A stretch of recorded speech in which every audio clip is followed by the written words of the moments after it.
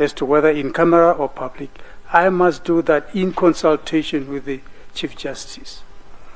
If you are to address to me now and I suddenly decide otherwise, it will be irregular. So on the basis of what you told me, I reconsulted with the Chief Justice telephonically and presented the facts to her. And after that consultation is going to be born, possibly, an amended ruling. But that's the procedure where it is now. But I think some members may want to ask questions to you about this. I just want to know, why did you wait until such a late stage? Because this has been ongoing for quite some time, and now right at the beginning of the hearing, you come and you request that it be, I think on the 9th of January, whilst the ruling was given and nobody said anything about it. And the ruling was given to protect the judiciary more than it was to protect your client, I think. But your client was protected because the ruling was in favour of your client as well. But I just wanted to know, why did you take so long to come to this decision? I mean, your client has been represented by senior counsel throughout.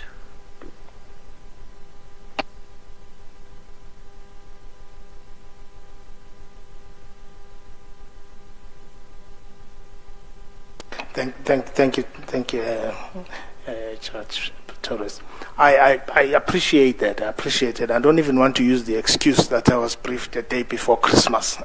I'm new in the matter. It's no sufficient reason. But you know, preparation for a hearing sometimes is the one that reveals certain things that may not assist in determining a matter. And I think this was birthed by that kind of preparation, apart from the fact that I was new and have a different perspective about how practical this would be. So while I apologize for my client that it was raised and my attorneys, but it was not because of any shoddiness. It was because in preparation, in getting to deal with this use, you certainly have to take into account the prejudices, the impracticalities of doing things. And lastly, I'm not the determinant of this, and you also have to consider what exactly is in the interest of the judiciary. Is it when something is hidden and therefore there is speculation out there about it, or is to open it up for people to see what it is that is being dealt with so that they can trust the process? So it was a combination of all of those. But really about why it was late, I think it's partly because of the intricacies of preparing for something that is like this, that's emotional, that's detailed, that no one knows which the right way to do them. And my late involvement, which came with another perspective that, well, I don't think I can cross-examine to and fro, in and out, public and not public. Those are my submissions. Thank you, Mr. Sikakane. Thank you.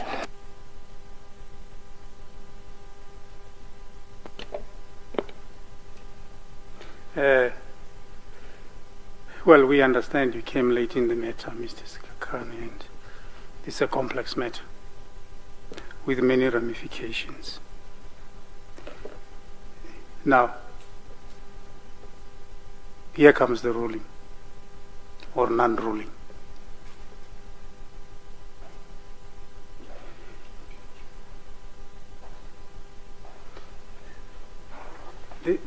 This morning, as we commence proceedings, Albert Sikakane, for the respondent, asked for an adjournment so that he could come and see us in chambers about a particular issue. We duly adjourned, and he came to see us in chambers, and it turned out that the issue that he wanted to raise was exactly the issue that he had just raised now as a result of my giving him the floor, which, as we all know now, is that his client's position, that is the respondent's position, has changed from opposing the matter being heard in public with the media allowed to the opposite direction, to say that let the matter be open to the public in all respects. And After he had told this to the tribunal in chambers, as the president of the tribunal, and indeed as required by law, I duly consulted, or to put it properly, more accurately, I duly reconsulted with the Chief Justice telephonically about this particular issue. We did have quite some substantive discussion about this particular issue. But at the end of the day, we have come to a conclusion, which I'm now conveying as the president of the tribunal after that consultation, which is that the matter will be heard in public. The entire matter will be heard in public. The ruling, as my colleague has indicated, was emphatic about protecting the image of the judiciary. But we do not want to pretend, by we I mean me and the Chief Justice, we don't want to pretend to know the parties' case better than the parties themselves.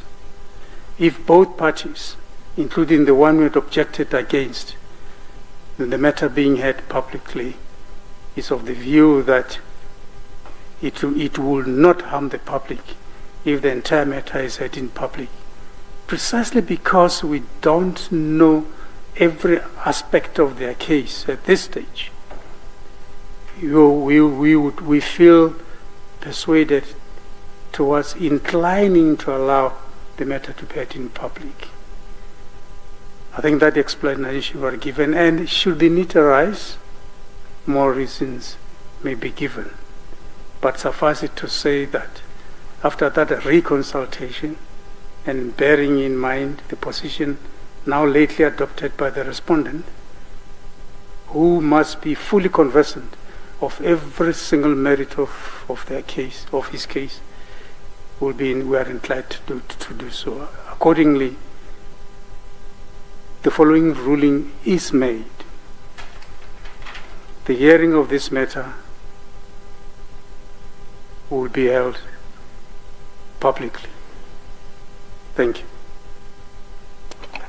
Thank you, Chair.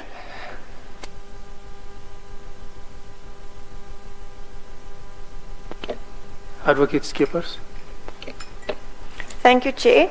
I've prepared an opening statement just to place ourselves up to speed of what this tribunal is going to take on.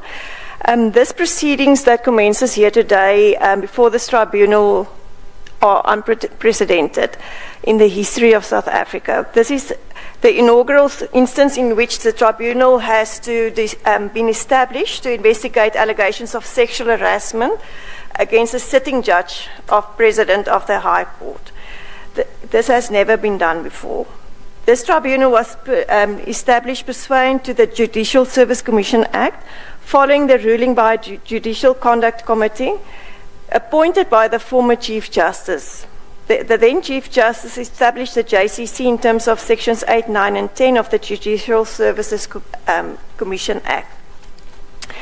The JCC then conducted a process in terms of Section 16.4 of the JSC Act to determine whether a prima facie case of misconduct had been established against Judge President Mbenenge, and to further determine if that conduct amounts to gross misconduct. Having concluded its process, the JCC then found that the complaint establishes a prima facie case which, if substantiated, is likely to result in a finding of gross misconduct.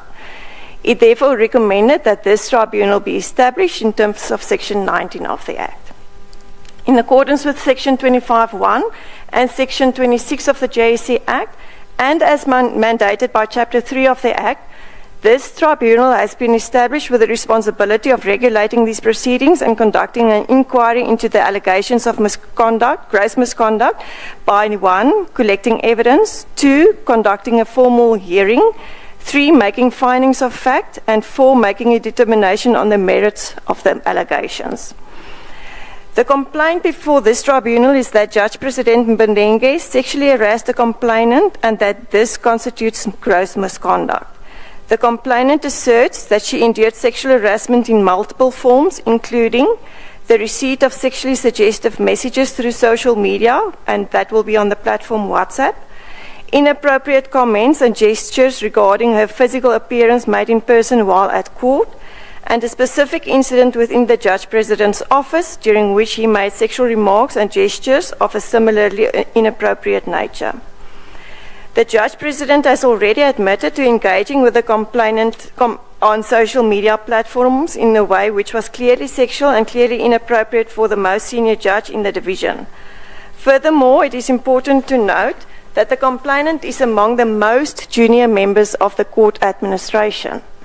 The inherent power imbalance between the complainant and the Judge President is a critical factor in understanding and evaluating the evidence to be presented during these proceedings. The evidence before the tribunal. The complainant will provide testimony before this tribunal which will establish that the engagement between herself and the Judge President occurred without her consent. Her account will clearly demonstrate that the interaction was not flirtatious but rather was unwanted by her. She will testify that she tried to make this clear to the Judge President on several occasions, but the Judge President intentionally disregarded her boundaries and persisted in his pursuit of a sexual relationship with her. It is the responsibility of this tribunal to fully comprehend the complexities surrounding sexual harassment and sexual violence, particularly in the workplace, and to evaluate these claims through that nuanced lens. The tribunal must take into account the significant power dynamics at play in this case.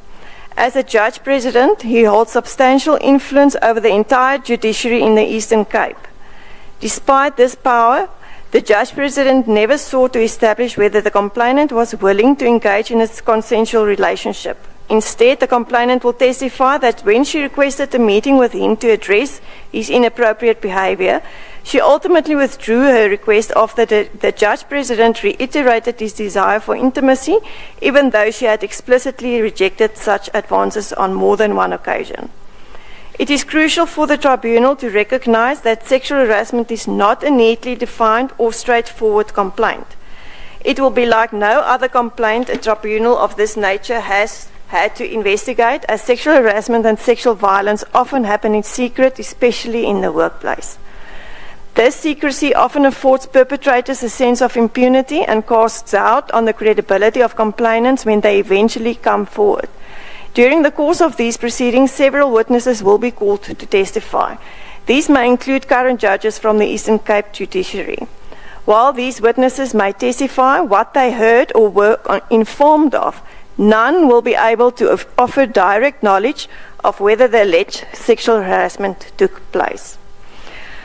If we look at sexual harassment within the South African legislative framework, sexual harassment is a well-recognized issue within the South African legal landscape, and its definition is outlined in the new Code of Good Practice on the Prevention and Elimination of Harassment in the Workplace, dated 2022. The Code defines sexual harassment as unwelcome conduct of a sexual nature that infringes upon an employee's rights and creates a barrier to equality in the workplace. Key factors in evaluating such conduct include whether the harassment is based on prohibited grounds such as sex, gender, or sexual orientation, whether the conduct was unwelcome, the nature and the extent of the conduct, and the impact the conduct had on the employee. South African jurisprudence has developed a robust body of case law that interprets sexual harassment and examines its underlying causes and consequences. Through her testimony, the complainant will illustrate that the Judge President's conduct was of an explicit sexual nature, unwelcome per her, and impacted on her ability to work in a safe and dignified environment. Her evidence will show that there is a common thread throughout the WhatsApp messages, being that the conversations were one-sided and always initiated by the Judge President. The evidence presented will guide the tribunal through the WhatsApp exchanges between the complainant and the Judge President. This evidence will reveal a distinct pattern in the Judge President's behavior. The Judge President consistently initiated the conversations, which typically began with neutral topics such as work-related matters or comments on the complainant's social media status updates.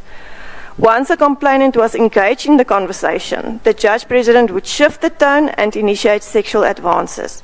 The complainant will testify that aware of the power imbalance in the relationship and fearful of potential repercussions on her career, she felt compelled to respond in a matter that would placate the Judge President while simultaneously attempting to dismiss his sexual advances. Further testimony from the complainant will illustrate the persistent nature of the sexual advances, messages and images she received from the Judge President. Crucially, all of these interactions were non-consensual.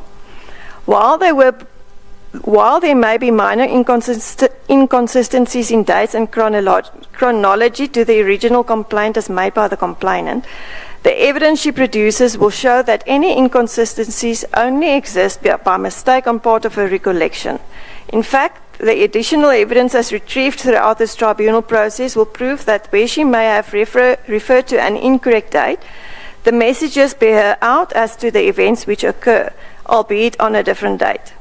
The tribunal should therefore not be distracted by technical discrepancies that do not detract from the underlying misconduct of the Judge President. This tribunal operates within an inquisitorial framework, not as a court of law, and as such, the standard of proof is based on a balance of probabilities as outlined in the Judicial Service Commission Act. In determining whether the Judge President is guilty of misconduct, the tribunal must also consider the relevant provisions of the Judicial Code of Conduct. The Judicial Code of Conduct, the prevailing standard for judicial conduct which judges must adhere to, explicitly states that any willful or grossly negligent breach of the code may amount to misconduct which will lead to disciplinary action. Article 5 speaks to the requirement of judicial officers to act honorably and in a manner befitting the judicial office. The Code expressly notes and extends such behavior to the professional and private life of judicial officers and mandates them to act in a manner that enhances public trust in or respect for the judiciary and the judicial system. Article 5 specifically states that such conduct is to be assessed objectively through the eyes of a reasonable person. A judge's conduct is assessed by how a reasonable member of the public would view such conduct. Judges are held to a higher standard than ordinary employees. Therefore, the question that this tribunal must ask itself is whether, when viewed objectively, the JP's conduct, even if only that conduct to which he concedes, amounts to misconduct and a breach of the Code of Conduct for judicial officers.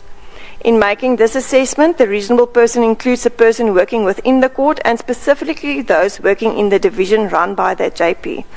Additionally, the tribunal must consider whether a reasonable person would retain confidence in the honesty and integrity of the judiciary when a senior, married judge engages in such conduct with one of the most junior members of his staff. In conclusion, the issue before the tribunal is whether the conduct of Judge President Mbenenge amounts to sexual harassment, gross misconduct, and an impeachable offence. The tribunal must assess this on the balance of probabilities, carefully considering all the evidence presented. The question the tribunal is faced with is whether it is suitable and appropriate for the Judge President of a division, a married man, leader in the community and church, and father figure to engage in the persistent and unwanted sexual conduct of a junior legal professional. The tribunal must also consider the significant power imbalance in the workplace, particularly between a senior figure like the Judge President and the junior employee, and how this power dynamic may have influenced the complainant's responses and a fear of reprisal, victimization, or job loss should she have rejected the advances. A consensual relationship, as understood under the law, is one that is explicitly stated, mutual, and unequivocally expressed by both parties. The complainant will testify that she never initiated any of the sexual advances, made repeated attempts to dismiss them, and even sought the courage to confront the Judge President by requesting a meeting with him. Her evidence will show that despite the repeated refusals, including an explicit denial of any desire for intimacy, the Judge President continued his sexual advances. On the Judge President's own version, at Volume 1, page 169, paragraph 50 of the tribunal record, he acknowledges that he may have been mistaken and apologizes for his conduct. At the very least, on his own version and admission of conduct through messages and the WhatsApp evidence of unsolicited sexual images sent by him, the Judge President has admitted to Ms. gross conduct and to conduct that brings the judiciary into disrepute. Even the conduct admitted to by him is in direct contravention of the Code of Judicial Conduct as outlined in Article 5 above. It cannot be acceptable for a Judge President to persist with sexual advances when on his own version he was not sure that there was consent. Ultimately, a review of all the evidence will show that the Judge President's conduct clearly constitutes gross misconduct.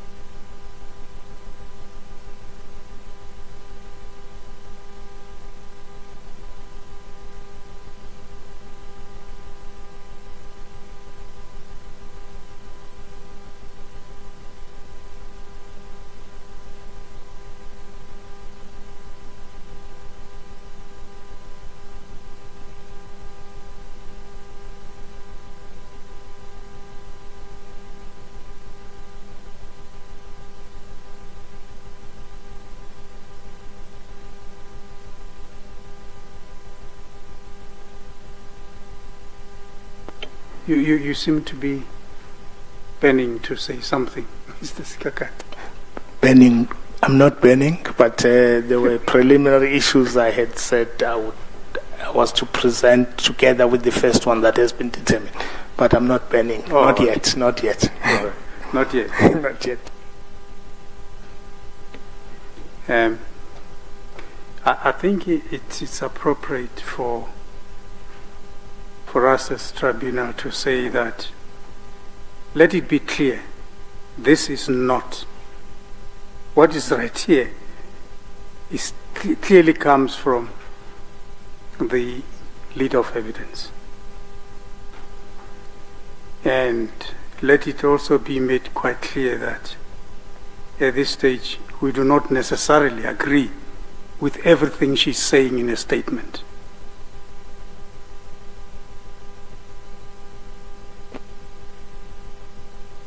That's it. Go ahead. Thank you. Chair, we will let the case crystallize and we will make our statement on the merit when the case has crystallized. The issues I wanted to raise is if one would call housekeeping, and they're not going to delay anything. It's just for the evidence leader to take note of because they're outstanding, but they're not for the panel. I think it's first is the fact that I think we've submitted our 2 files, which are the respondents' files. Secondly, they are outstanding issues, that is the witnesses to be subpoenaed, and that clarity, I think the evidence leader will know which ones are outstanding. We have no clarity as to that.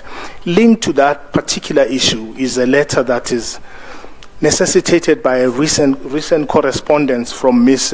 Muretwa on the issue of witnesses, and we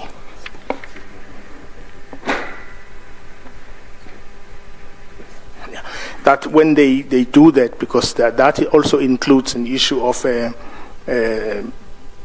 what necessitated by Ms. Muretwa's recent correspondence, the former CJ Raymond Zondo be subpoenaed, and also the other issue is what was unresolved was an identification parade, and where one doesn't know what happened to that. I think she was to do that. And then the other thing was the viewing of footage. There is no joint minute in this regard, but I think that can be talked about. And the tribunal, in our view, should view the footage itself. And lastly, that there are further downloads of cell phones that relate to particular dates. And I think the expert, I think it's Mello, will have to deal with it. So I'm raising that's for the dates, the 28th of June in particular, and the 18th of September 2022.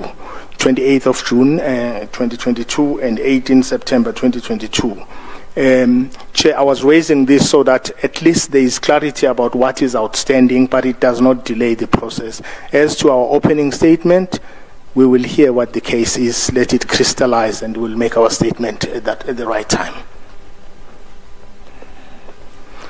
And Chair, I just mean one thing. We do this about who's leading because in proceedings like this, the evidence leader does not represent the complainant.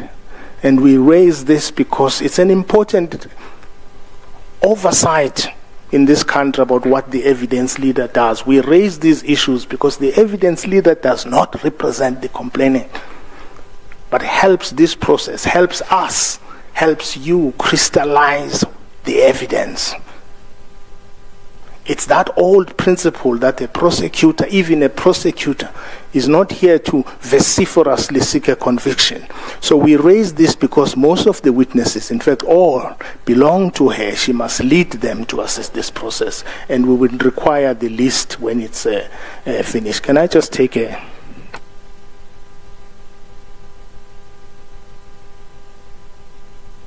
My learned colleague reminds me that we will give a list of these outstanding things in a form of a letter. We will give it to the evidence leader and the panel will get a copy thereof. Thank you. We will deal with them as they come. Hopefully Thank they will you. come with a full explanation so why you did not raise them all along and only raise them now. We have. They were raised. That's why I call them outstanding. Let me deal with one of them. Yes. You call them outstanding, and it may well be that it's somebody's fault that they are outstanding. We'll deal with each one of them if and when they come. Thank you, Chair. You referred to a list of witnesses. I think 3 or 4 months ago, I asked the parties to submit list of witnesses. Shortly after the or prior to the hearing, your side, in other words, your side was also asked to submit a list of witnesses. 3 or 4 months ago, you submitted them only last week. You gave reasons. There were reasons. I've seen some reasons, totally unconvincing and unacceptable reasons why you were not able to comply with the directive that you must submit a list of witnesses within that given time. I've read some flimsy reasons why the names were not given. So you need to be very careful when you try to suggest that there has been some neglect of duty on the part of the leader of evidence to arrange for the calling of witnesses. You submitted a list of about 10, 11, I don't know, hopefully not 100 witnesses, only last week. We did our best to issue subpoena and have them served on those witnesses as best we could, because you submitted the list only 2 weeks ago, or in fact last week. So we need to be very careful when you raise some of these issues. The tribunal is still, to this day, being owed an explanation, if not as a matter of courtesy, but certainly as a matter of law. Why many months ago we asked you to submit a list of evidence, and then your side, you are not in the matter, but the list was not given. As I repeat again, some unconvincing reasons were given as to why the list of witnesses could not be given. Not even one, not even two. I can tell you, after the Secretariat received your belated request for to subpoena certain witnesses, they contacted me, and we tried our best telephonically to try and meet your request to subpoena those people, and we did our best. So we need to be very careful before we throw stones here. There are a few other things that may still arise in the manner in which these proceedings were conducted, or in fact, accurately, failed to be conducted. As for these other things, Zondo and the like, we'll deal with them as they come. I'm not sure in what context Zondo should be subpoenaed. But as for the other things, the identification parade, I don't want to respond to that, because, except to say this,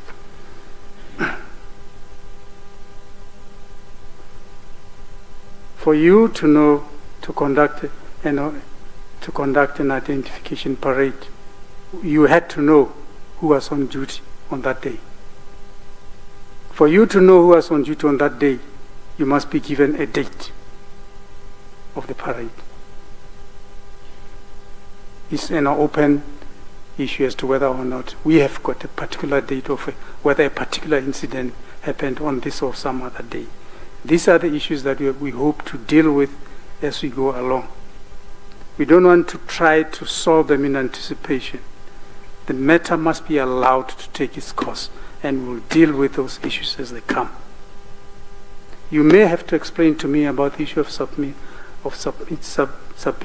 the former Chief Justice. I'm not clear about it. May I speak? The context. Yes, Chair.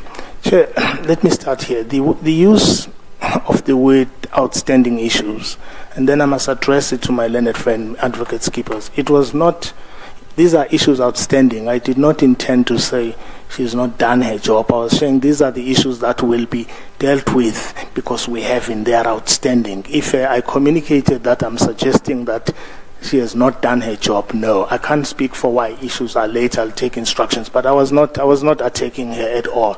I hear that the chairperson may have misconstrued the use of the word outstanding. It was not directed at her. So I can't answer for that. But I can answer for the fact that the lateness, I don't want to argue the merits of this point, but the lateness of the letter that seeks to subpoena the former Chief Justice is necessitated by another letter that has come from an official in that office who states certain facts that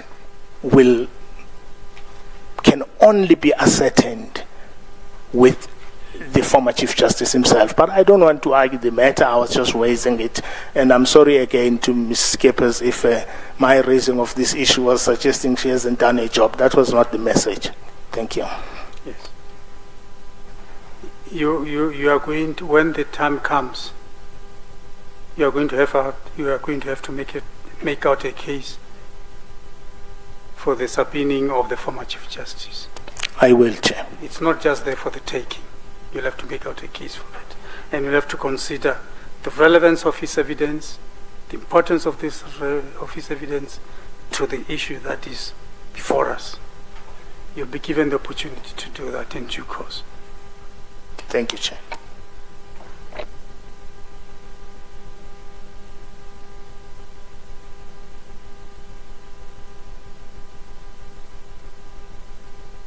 Advocate Skippers, we can proceed with the evidence. Thank you, Chair. I think Advocate Raja Budlang there would like to address the panel before we start. Oh, okay. Thank you, Chair. And there are always teething problems when a matter starts, so absolutely. we will all have to be patient. Yes, Why? absolutely. May I proceed, Chair? Thank you. My thanks to the Tribunal for permitting us to address you very briefly at the outset of these proceedings. I wanted to simply place on record our role in these proceedings. That has become even more clear just in relation to the submissions that Mr. Sikakane has just made when he raised the question of who represents the complainant in these proceedings. The simple answer, for the avoidance of any doubt, is that I represent the complainant, instructed by the Women's Legal Centre. But this is not a trial. And the Act here requires that the evidence leader's role is to collect the evidence and to present the evidence to the tribunal. That doesn't mean, in my view, that the evidence leader may not form view on the evidence that she collects, and there's a nuance here that one can debate and argue in due course to the extent that that's necessary, but I don't propose to do that, and I don't think that this is the moment to do that. What I simply want to say is the following. We have heard from the evidence leader, and on behalf of the complainant, we agree that under the Judicial Service Commission Act, the objects of the tribunal are to conduct an inquisitorial process and to inquire into whether the allegations against the Judge President give rise to a finding on a balance of probabilities that he's guilty of gross misconduct. What that would require is for this tribunal to make findings of fact and to report on those findings to the Judicial Services Commission. So it is within the discretion of this tribunal to decide how these proceedings are to be run. We've heard already that, and we're aware that these proceedings are the first of their kind in South Africa, but it's not only the first of a kind, it is these proceedings concern sexual harassment, and we know that sexual harassment is a particularly nuanced, difficult issue to adjudicate because of the nature of the allegations and the impact that testimony has on both parties concerned. Sexual harassment is a form of violence against women in the workplace. So what happens during these proceedings in this hearing will send a message to South Africans about how the judiciary deals with sexual harassment and whether victims of sexual harassment in our courts feel confident about raising their complaints through this process. We accept fully that these proceedings today are to test the facts in this complaint and as they relate to the complainant and Judge President Mbenenge. But in our submission, it is important to record and recognize at the outset that this complaint does not arise in a vacuum, and that context is relevant to how the evidence that this tribunal will hear in the coming days must be evaluated. This complaint happens in the context that sexual violence against women is pervasive in the legal profession, and more broadly. I don't understand what you're talking about, Advocate Butland. We're here to hear a particular complaint, a particular issue. We have been enjoined by the JSC to come and address a particular issue. I'm not sure what you're talking about. Chairperson, what I'm asking this tribunal to take notice of is the fact that the way in which the evidence must be evaluated, the evidence that is presented to you, happens in a context. One must be aware of that context, and one cannot pretend that this is simply... But we will do so when the time comes. Yes, I have no doubt. There's no evidence before us. How can we evaluate evidence? I'm desperately trying for us to get started and hear the evidence. I'm not so sure what your problem is, quite frankly. No, Chairperson, I don't have a problem, but I am here representing the complainant. The complainant in a process such as this does not have her own voice in the process. To that extent, what I was getting to was that the Act requires that the evidence leader will collect the evidence and present that evidence to this tribunal. I will not be leading witnesses. I will not be cross-examining witnesses. This is the opportunity that I have to address this tribunal, and I thank you for that. On behalf of the complainant, we simply wish to say that this process, we ask that this process takes place in a way that is cognizant of the context in which it comes to you, and that it respects and protects her rights to be treated in a respectful manner during these proceedings. And let me be clear, I am not suggesting at all that this tribunal will not do so, but I simply wish to place that on record. Our role then, and the Women's Legal Centre's role, they deal with complaints of this type on a daily basis. And so as we see our role, it's to provide support to the complainant and to be available to the tribunal to the extent necessary. And so in due course, what we will ask this tribunal to permit us to do is to make oral and or written submissions at the end of the evidence to contextualize the complaint and the evidence. Those are the only issues I wanted to raise, Chairperson. It's nothing more than that. I thank you for the time. I may have to assure you about something, but let me first consult with members of the panel.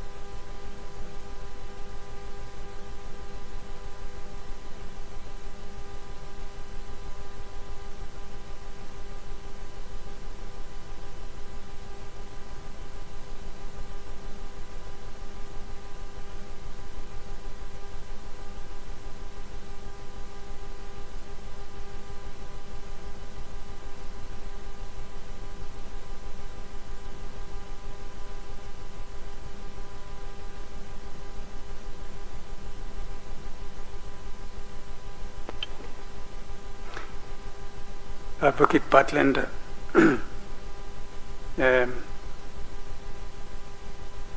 it may well be that after the lead of evidence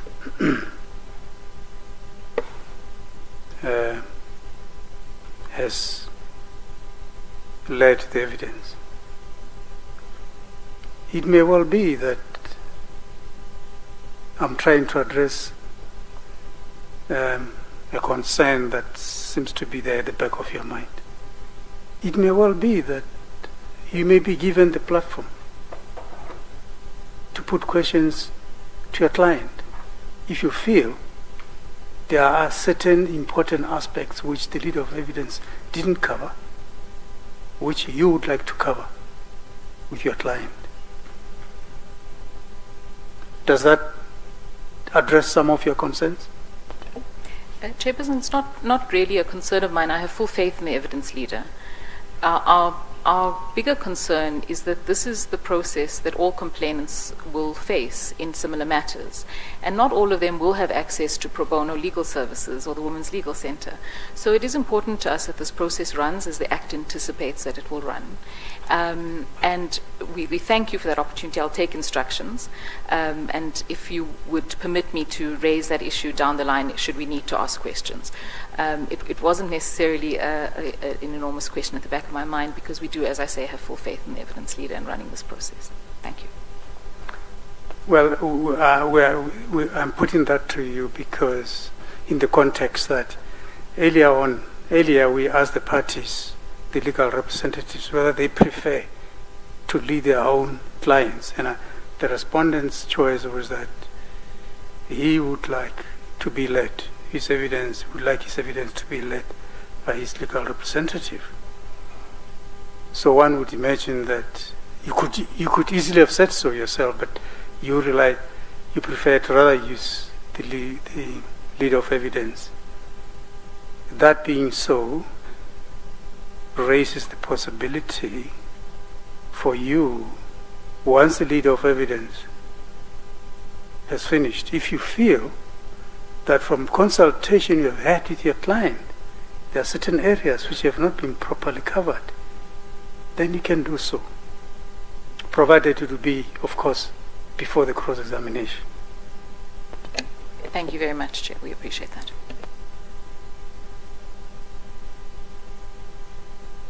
Is there something else again before we start?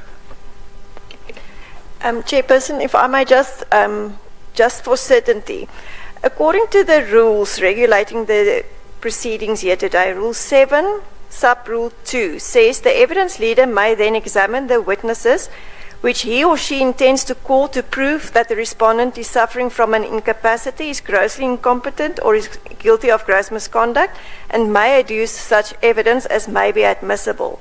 And relate with that, 7 Sub-Rule 5, The respondent may examine the witnesses which he or she intends to call to refute the allegations against him or her and may adduce such other evidence as may be admissible.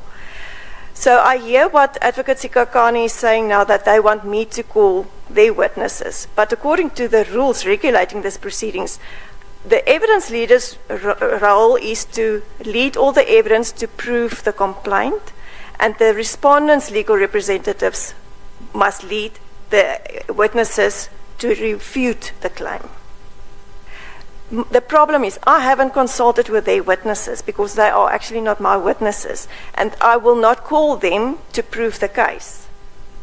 So I just need clarity on that. Let us not run ahead ourselves.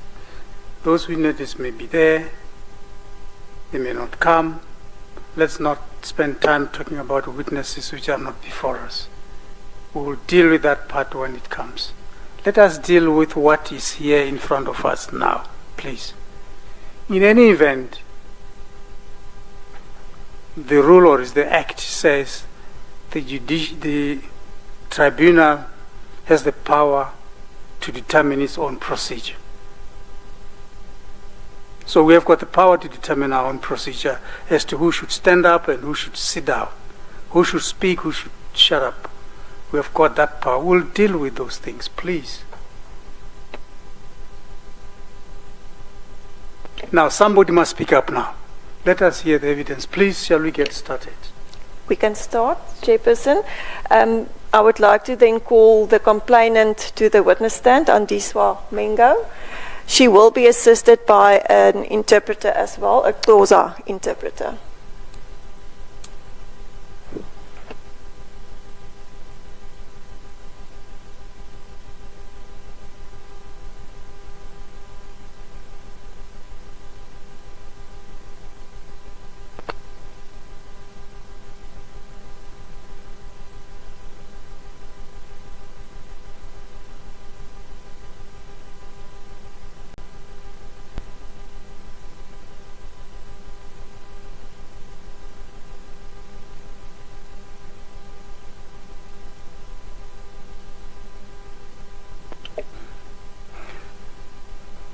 Your full names, please.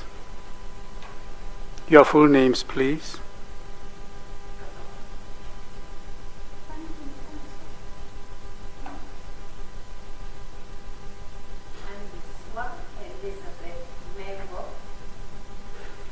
All right. Before you sit down, let us just go through one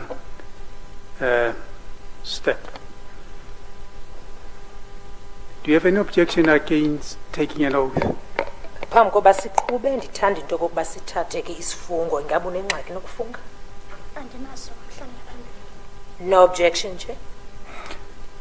So if that's the case, do you swear that the evidence you're about to give will be the truth and nothing else but the truth?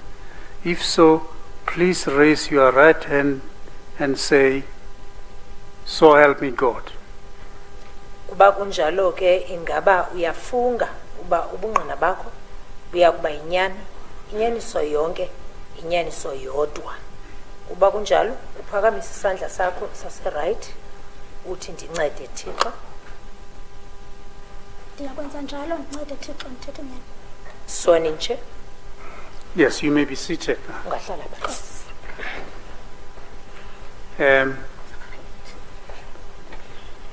If you can, Ms. Mbenenge, if you can, please try to.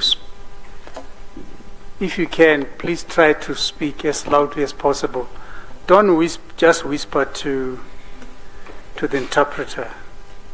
Speak loud enough so that we can all hear, and those who understand. This it goes as well.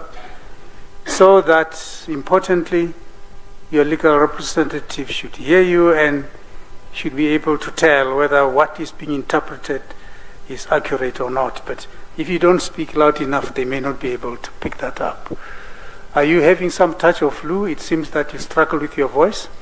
Ukuba unako ke isicelo sithi sicela uphakamise ukuthetha, thethe ecacileyo khona ukuze wonke umuntu olapha akwazi ukuva, nalowo uzawuba zindlebe zakho okanye okumeleyo akwazi ukuva ngokupheleleyo ukwenzela into yoba naxa itolikwa kufumaniseke into yoba kutolikwa kanye le nto ubuyithethile.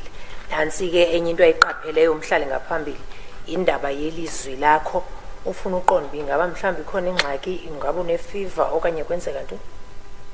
Andinangxaki nelizwi lami, ilizwi lami lincinci ngendalo. Okay. Kodwa xa lingabe li-strained liye libe nokuthanda ukutsha, kodwa ke ndawuzama uba ndikhwaze ndivakale. I do not have any specific issues with my voice, Chair. I'm not fluish either. However, this is the sound of my voice. It sounds squeaky, and especially if it becomes strained, then it totally goes out. How will I ever indicate when such takes place? Yes. Thank you. Advocate Skippers. Thank you, Chair. Ms. Mbenenge, at the time when you laid this complaint, you were a judge's secretary at the Makanda High Court in the Eastern Cape. Is it still the position? Are you still a judge's secretary stationed at the Makanda High Court? Ngethuba wawufaka esi sikhalazo wawungunobhala wejaji okanye ke singathi usecretary ngolwasemzini eMakhanda High Court. Ingaba kusenjalo? Kusenjalo mhlali ngaphambili. That is still the case. When was Makanda your first station where you were appointed? Ingabi Makhanda lesi sitishi sakho sokuqala apho wawuqeshwe khona okokuqala nga? Kunjalo mhlali ngaphambili. That is correct, sir. And when you were appointed there as the judge's secretary, what year was that? And who was the judge president at that stage? Ngexesha wawuqeshwa khona apho njengosecretary yayinguphi unyaka, ingubani ujaji owusebenza phansi kwakhe? Kuqala bendingumncedisi kula section okanye kwela candelo ukusukela ngo-2018. At first, I was an assistant in the section from the year 2018. Ndiye ke ndaba sisigxina ngonyaka ka-2019 and I was then permanent in the year 2019. and Judge President ngelo xesha yayingu Judge President Sangoni. And at the time, Judge President was the then Judge President Sangoni.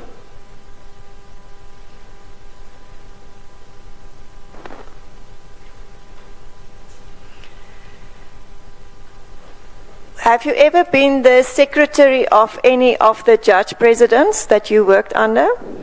Wawukhe wanguye usecretary okanye unobhala womnye we-judges owawuphantsi kwazo? Uthetha mhlambi o-Judge President noba just mere judges? Do you mean specifically judge presidents or just any judge general? Specifically judge presidents. Uthetha kanye ngo-judge presidents. Ukhona ke waphantsi kwakhe wangusecretary wakhe? Andizange, kodwa lukhona usuku olunye endandicelwe ngalo uba mandincedise uJudge President Sangoni. I have never. However, there was a particular day specifically where I was requested to assist JP Sangoni.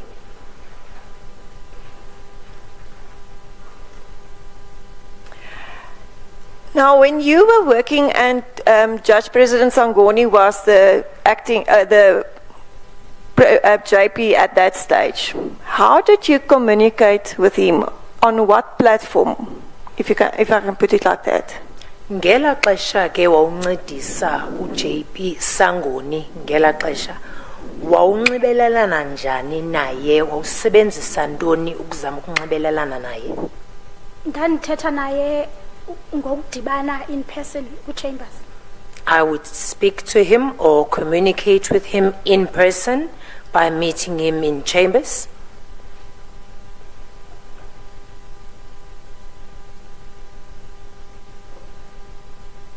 Is that the only way of communication that you had? Kuphela kwendlela leyo ubunayo yokwazi ukunxibelelana naye.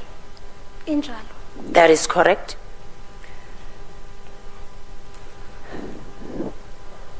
When did the respondent in this matter, when was he appointed as the Judge President in the Eastern Cape? Loke onesikhalazo ngakuye usingaye ngamanye amazwi uqale nini yena ukusebenza njengo Judge President eMpuma Koloni? Andiqinisekanga ngonyaka owaye-appointwe ngawo. I am not certain of the year of his appointment. And when he was appointed there, initially, how did you communicate with him at all? Eqeshweni kwakhe khona apho ke eMpuma Koloni uke waba nalo unxibelelwano naye ngaphambi koko?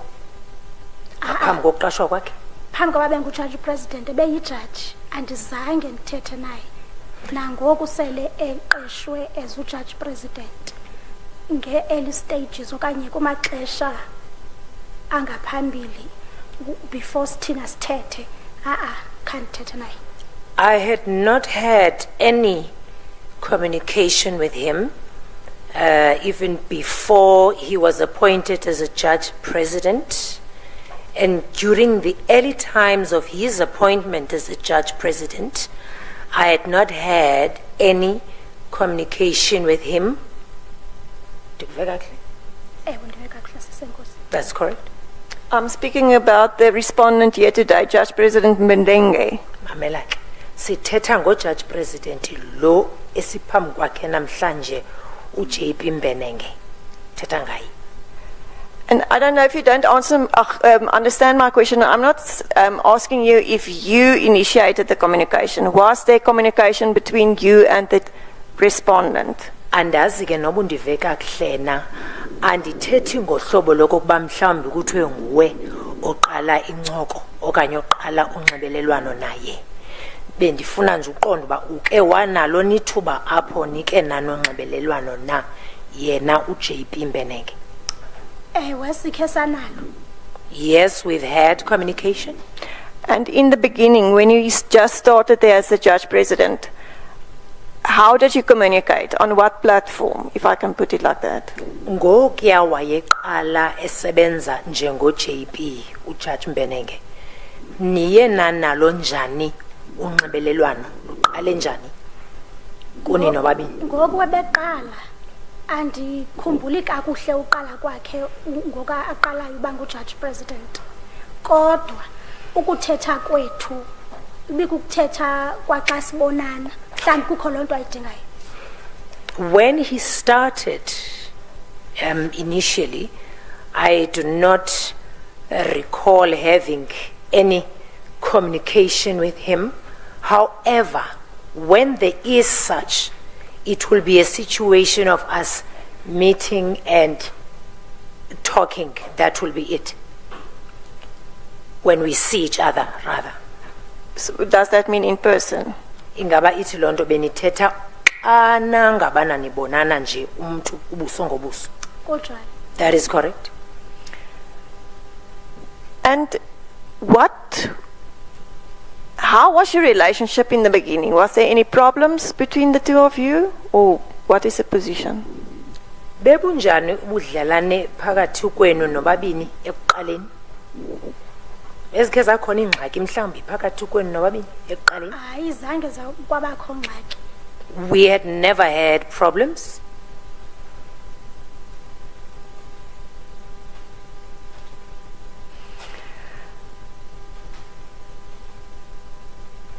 And just for clarity, you say you are appointed as a Judge's Secretary in Mkanda. Do you only work in Mkanda High Court, or what is the position? Uthi uqeshiwe njengo-secretary wejaji eMakhanda. Ingabe usebenza eMakhanda kuphela okanye isebenza njani lento? In i-headquarters ndicela uxolo ngokuthi i-headquarters nge-English andiyazi ngesixhosa. I-headquarters yi-Grahamstown, which is Makhanda High Court, kodwa siye siphume siyosebenza kwezinye indawo. The headquarters, my apologies for mentioning the English word, I do not know what it's called in isiXhosa. The headquarters, it's basically Grahamstown. There will be times where we will go out and work outside of Grahamstown.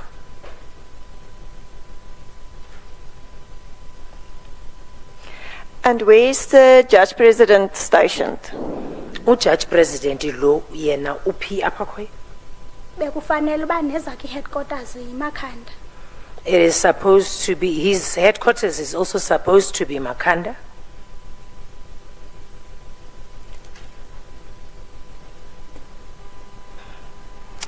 If you say his headquarters is in Mkanda, does he only have an office in Mkanda, or is there other places that he also has offices? Xa usithi i-headquarters zakhe iMakhanda, bekumele uba une office eMakhanda okanye i-office akuyo ngoku uyakwazi uba abe ulapho nangona uNdlunkulu useMakhanda. Unayo i-office eMakhanda, unayo i-office nakwezinye courts. He does have an office in Makhanda. He also does have an office in other courts. Can you name these other courts? Zeziphi ke ezinye ezi inkundla ozikhankanyayo khasichazele? Inkundla ephakamileyo yaseGqeberha. It's the Port Elizabeth, or rather Gqeberha High Court. Inkundla ephakamileyo yaseBisho. High Court Bisho. Inkundla Local Division, which is it's a circuit court in East London. It's also a circuit court in East London. Nenkundla ephakamileyo eseMthatha. As well as the High Court in Umtata.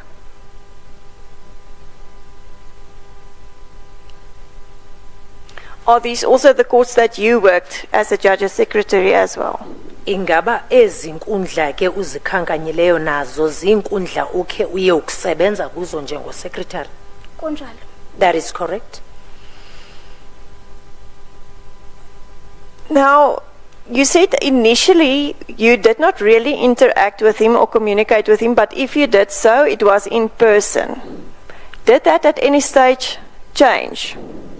Ubukhe wathi apha ubungenguye umuntu ubuye ube nonxibelelwano naye kodwa ibe ithi biyenzeka lonto yenzeke nithethathethane ubuso ngobuso ike yenzeka leyo nakwesiphina isigaba sokuba nibe niyathetha ubuso ngobuso. Ewe yenzekile. Yes, that happened. What was the circumstances at that stage, and why did it change? Imeko bezinjani ngelo xesha yaye yintoni eye yabangela into kokubana kube khona utshintsho?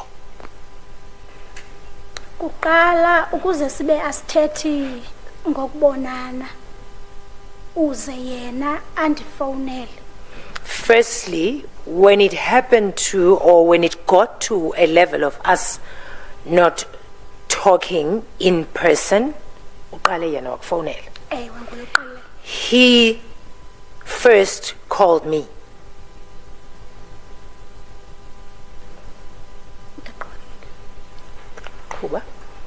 Just explain, why did he call you?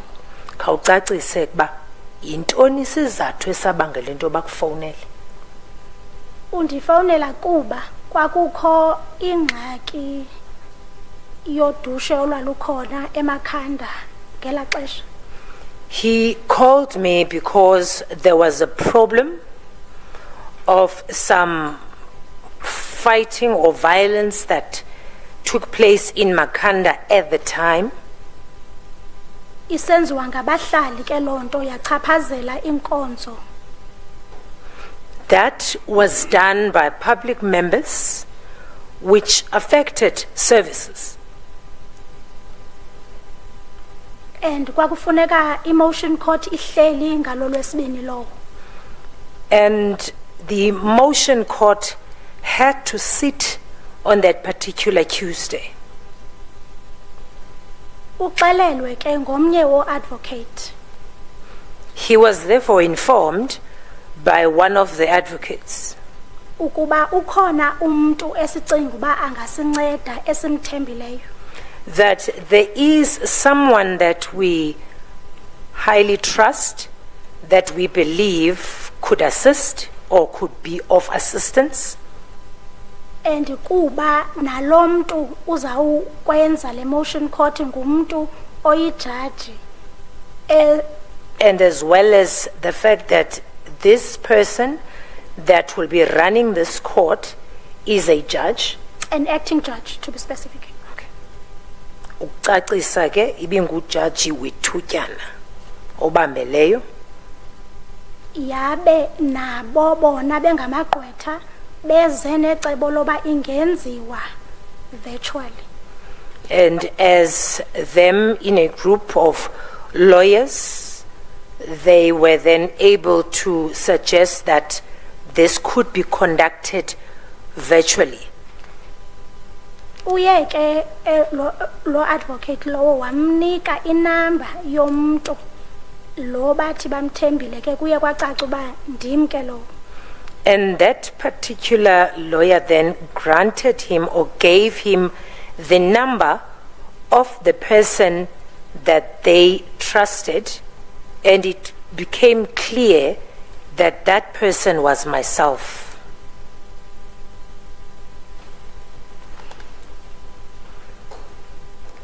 So just to be clear, your number was given to the respondent by someone else and he called you. Ukucacelwa nje kule ndawo uthi inombolo yakho yanikwa lo ummangaleleyo uba makakufonele.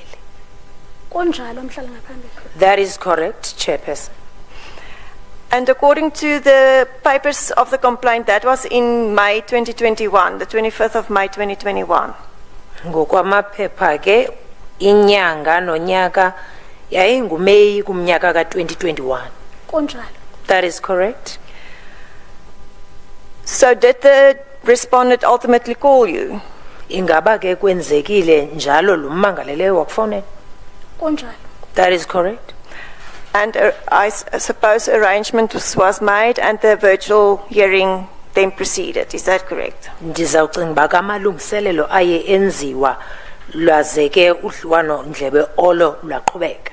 Ewe nami futhi ndamqononondisa uba ndiyakwazi ukwenza i-court online and ne-link izawuthunyelwa ndim. Yes, indeed, it proceeded, and I assured him that I am capable of conducting a court online, and I will make sure that I will be the one handling the link that I'll be sent. Except for the arrangements that was made between yourself and the Judge President, the respondent in this matter, did the conversation go around something else as well? Ngaphandleni ke kwamalungiselelo la nanithethathethana ngawo nalummangaleleyo, ingaba incoko le yaye yajika mhlawumbi yangenye into engenye? Hayi zange jike. No, that day the conversation never changed.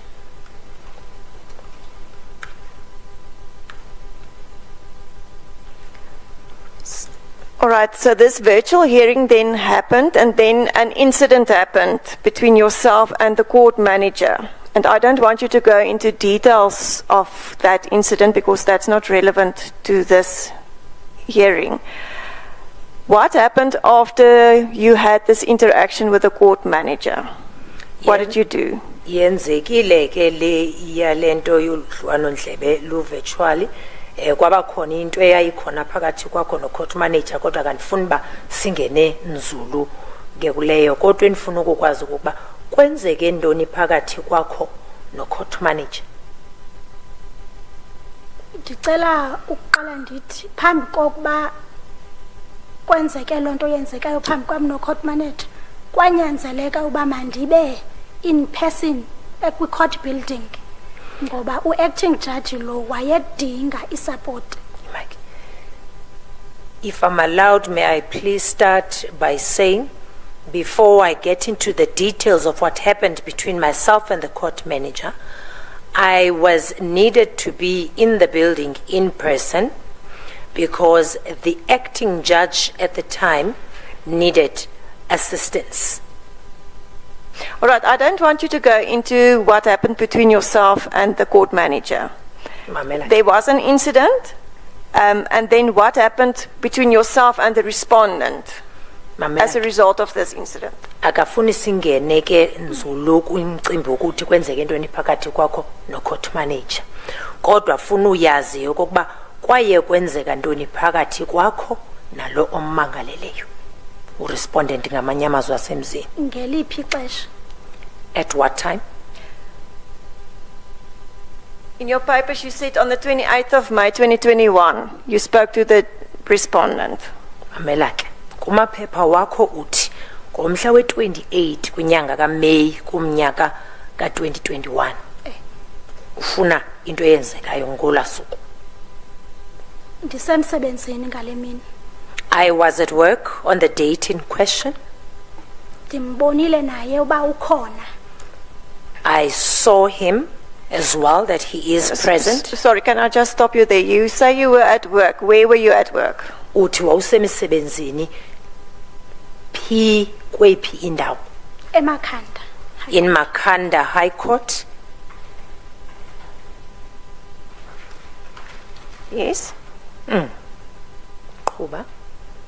Kuba bendiqala ukumbona emveni kwe-motion court day. Because I was now seeing him for the first time after the emotion court day.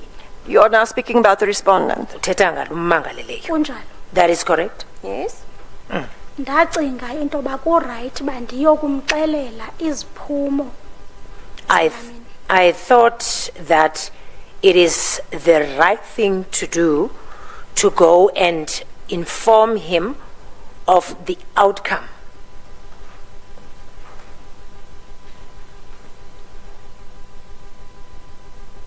Yes.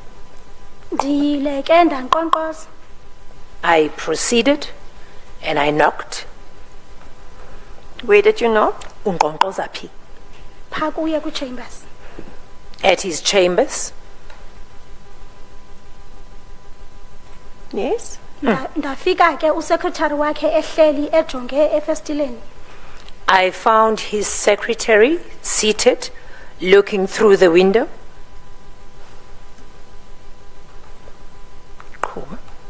Wabe endibona uba andikho right kwalapha ebusweni. The secretary could see that I am not all right from my facial expression. Ndacela ungena. I requested to come in.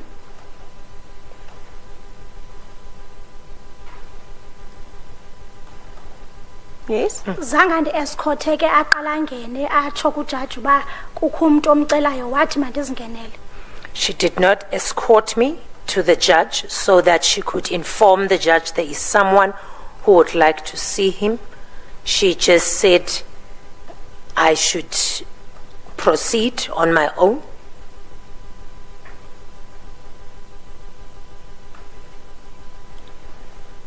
Ndingenile ke ndabulisa.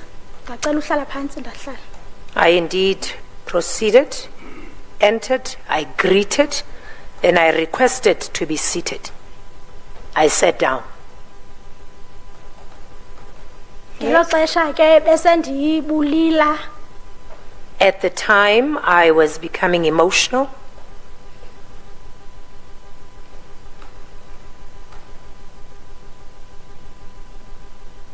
Yes.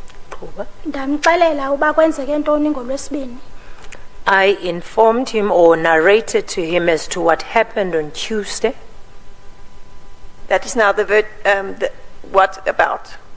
What did you inform him about? About the court proceedings or about the incident between you and the court manager? Umchazela ngantoni ngenkqubo yenkundla okanye umchazela ngalento yenzekileyo phakathi kwakho no court manager? Zombini. Both incidents.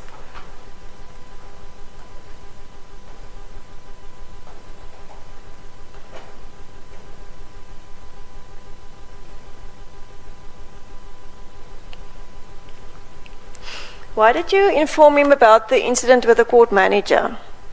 Kwakutheni uze umchazele ngalento yehlayo phakathi kwakho no court manager? Ndandimxelele okokuba ayazi, in fact wayeyazi uba azandiziyele. ndandiceliwe and naye wabe eyiphathi yalonto. I had informed him because I needed him to know, as this was not voluntarily that I had gone there, he was part of the whole process as well.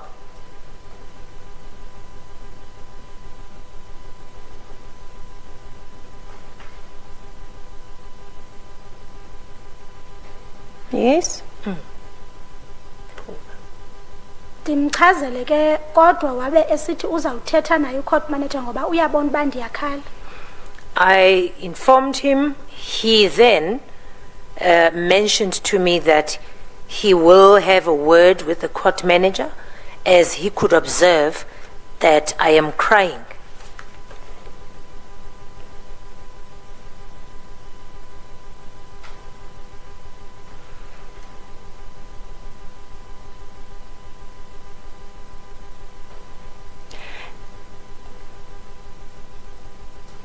After you informed him about the incident with the court manager, did you leave his chambers then?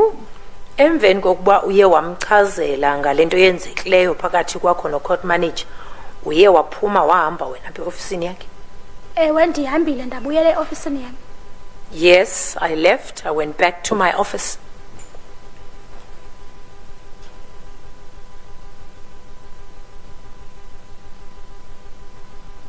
Yes, you may proceed. Kulaa ndawo bendihlala kuyo, kulaa office bendikuyo, bendiprinta kumnyango endihlala kuwo ngoku, opposite office yakhe. Uprinta khona? Bendiprinta kulaa printing nkulu phaa.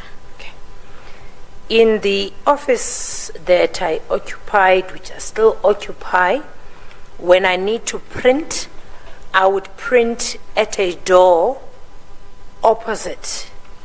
Uthi opposite ubani? Opposite umnyango ka-Judge President.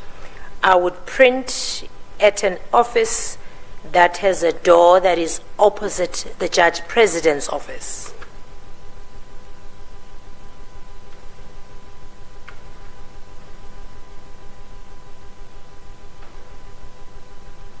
Yes. Ndithe ndisiza ke epassaging. As I was approaching or being down in the passage,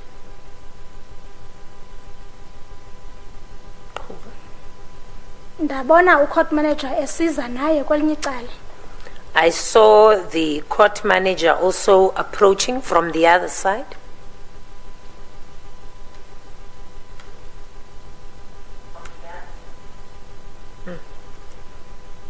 Yes. Yena ke besekufutshane apha kulomnyango ka-Judge President, mna ndisekudana. The court manager was quite closer to the Judge President's door. I was a bit far from the door.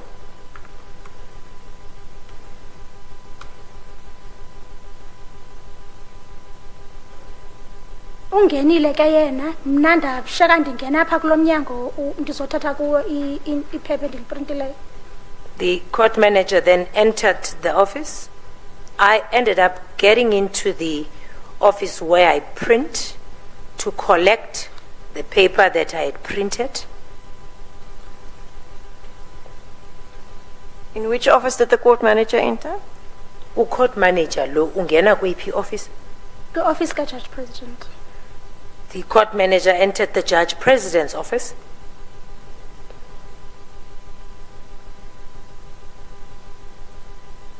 Yes. Andilithathanga ke liphepha, kuya kwakho into ethi mandiphume ndingene phaa. I did not take this paper that I had printed.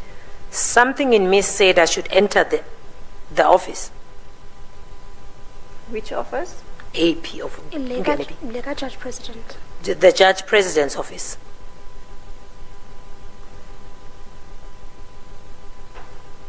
Ndiqaphele ke noba usekretary lo wakhe akasahlelanga kulaa ndawo ebehleli kuyo, ngoku ke bendizile akekho. I also noticed that the secretary is no longer seated where she was when I had come to the office. She's not there. Eyesibini into endiqapheleyo kuba lo mnyango ungena apha kuye kwi-chambers is not properly closed. Awuvalwanga ncam. Also, what I noticed was that the door that goes into the Judge President's office or chambers was not properly closed.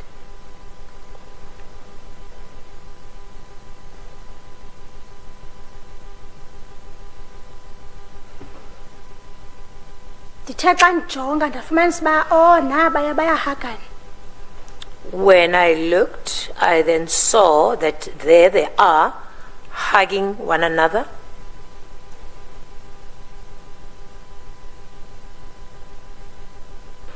Did you hear anything that was said?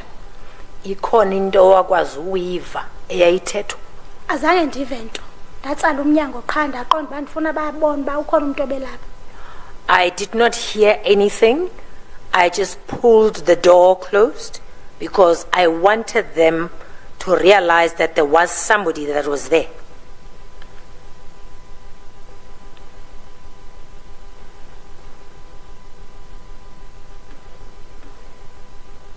Sorry.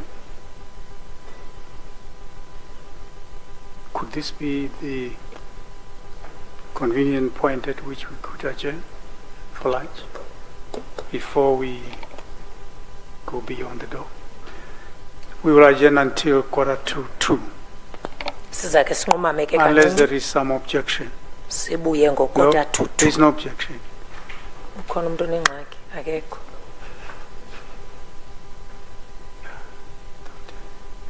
And by the way, you are still under oath, and you worked at the court. I mean, you know the rules.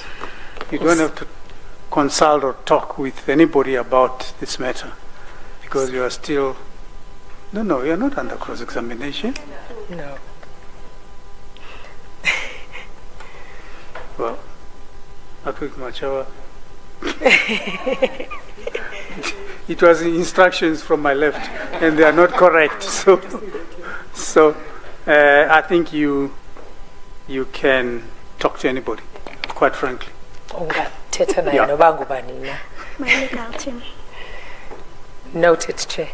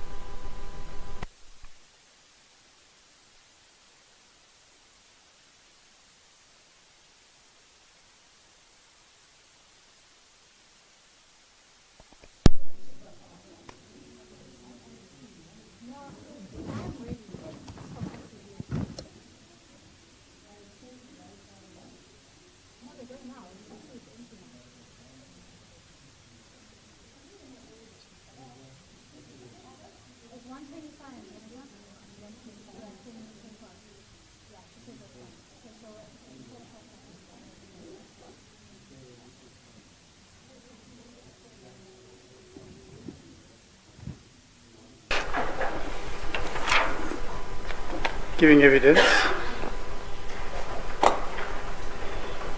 And, can you proceed, please? Thank you, Chairperson. All right, so we're still on the day of the 28th of May 2021. You said that you closed the door. Did you receive any feedback from the respondent about the complaint about the court manager? Siphele apho ke ubuchaza mayelana nomhla we-28 kunyanga kaMeyi kunyaka ka-2021 apho waye wavala khona ucango. Ikhona mhlambi into owaye wayifumana efana nengxelo uyifumana ke kulo ummangaleleyo ngokwesikhalazo sakho ngento eyenzeka phakathi kwakho no-court manager? Ayizange ndifumane ingxelo kuye. No, I never received any feedback from him. Did you continue with the conversation or with conversing with the respondent after this incident? Or how long after this incident did you first have another interaction with him? Ingabu qhubekekile nokuncokola naye lo ummangaleleyo emveni kwesehlo esi okanye ikuthathe ixesha elingakanani phambi kokuba uphinde uqhubekeke nencoko naye lo ummangaleleyo? Ndiqhubekekile ukuthetha naye in person. I continued speaking to him in person. What I'm asking is, this was now the 28th of May. When was the next time that you had a conversation with him? Either in person or any other way? Afuna ukuqonda ke uthi njengoba sinalo mhla we-28 kaMeyi ku-2021 uphinde wathetha naye nini lo ummangaleleyo? Noba nithethe ubuso ngobuso okanye mhlawumbe usebenzise enye indlela yonxibelelwano? Ndicinga babe kupha koJune. I think it was around June. Yes, just explain to us what happened. Qhuba ke kwenzeke ntoni? Nanjengomntu yena ophethe la division. As someone who is in charge of the said division, And mna ngelo xesha ndandingumntu oncedisana nojaji osenior eMakhanda ngelo xesha. and myself being someone who was assisting a judge who is senior in Makhanda at the time. Sorry. Is it 2021 or 2022? 2021. June June 2021. 2021, yes. Thank you. Sorry to interrupt. Uyaxolisa ke umhlali ngaphambili ngokuphazamisa. And according to your papers, it was on the 8th of June 2021. Ngokwamaphepha wakho ke yayingomhla wesibhozo kwinyanga kaJune unyaka ingu-2021. Kunjalo. That is correct? Yes, what happened there? Kwenzeke ntoni? Ungenile engena kule office ndiphangelela kuyo nalo senior judge. He entered in the office where I work in with this senior judge. All right, if you say he entered, you must explain to us who entered. Xa usithi ungenile sifuna ungqale ngqo uchaze uba ngubani lungenileyo. Judge President Mbenenge ungenile kule chamber ndisebenzela kuyo. Judge President Mbenenge entered the chambers where I worked in.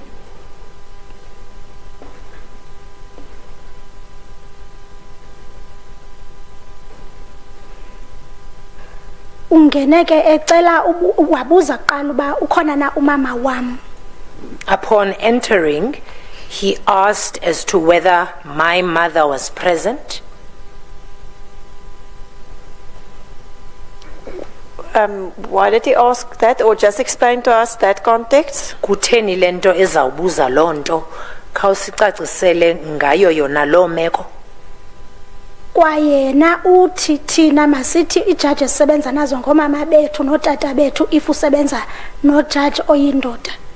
He is the very same person that would say when we work with female judges, we should refer to them as our mothers, and if we work with the male judges, it's our fathers. Naye ke xa ethetha ngabo ethetha nomnye umuntu okanye nam wayethethela kulonto ba ukhona na umama wam. He was then referring, when he was talking to me, exactly to that when he asked as to whether my mother was present.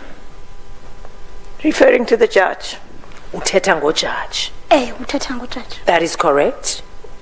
Yes, continue. Qhuba. Unqonqozeka i-1 ke wavula umnyango wangena phakathi pha ku-chamber kajudge. He knocked once, opened the door, and entered the judge's chambers.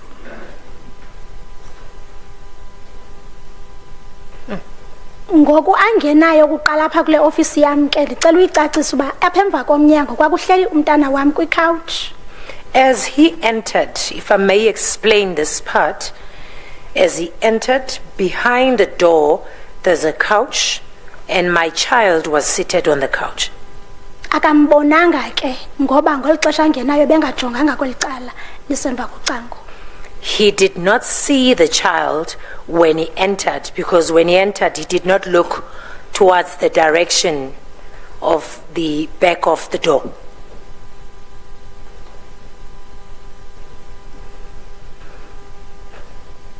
Uhlalile ke for ixeshana pha ngaphakathi nojaji bevalile. He remained for quite a while or some time inside with the judge, and the door was closed.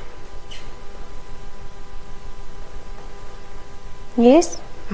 Uphumile ke emzuzwini. After a while, he came out.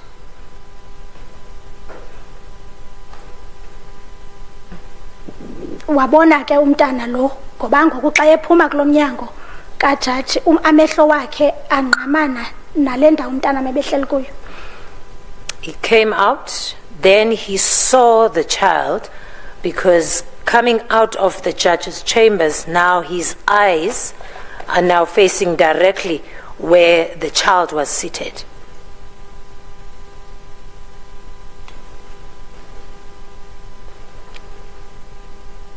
Ubuzile ke uba ngumntana wam nalo.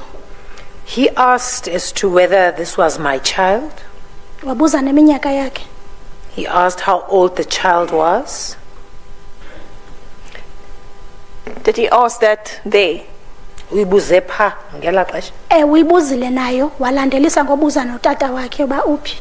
Yes, he asked that, as well as the whereabouts of the father of the child.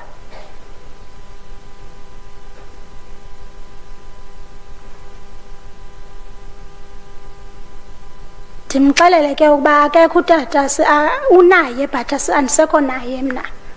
I informed him that the child does have a father, however, we are no longer together.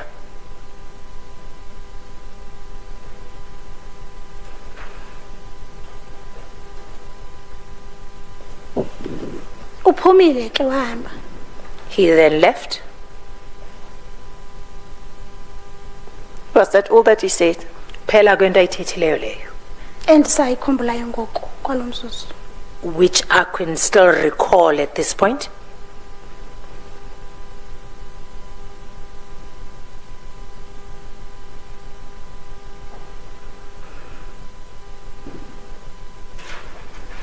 Yes. Uphuma kwakhe ndaqhubeka nomsebenzi wami nami wemini. When he left, I proceeded with my work of the day.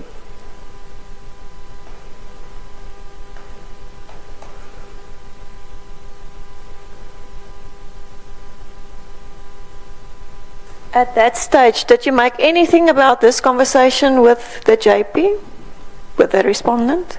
Pardon? How did you feel about this conversation with the respondent at that stage? Ngela xesha okanye ngalamzuzu ikwenze lencoko waziva njani? Khange ndibe ngumuntu ocingayo ngalamzuzu ba indenzani. I did not pay attention at that particular time as to how it makes me feel.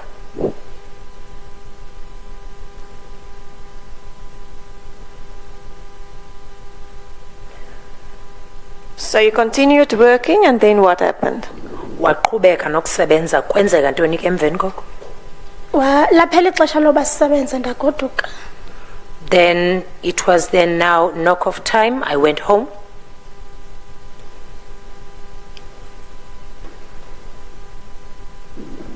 Yes. Ndibone sekungena uWhatsApp ke ngoku sekulate. Sensendle. I then saw a WhatsApp message coming through. It was already late. I was at home.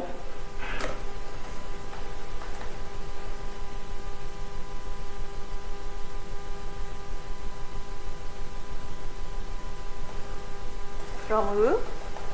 Isuka kubani lo myalezo ubhaliwe? From the Judge President. Isuka ke apha ku Judge President.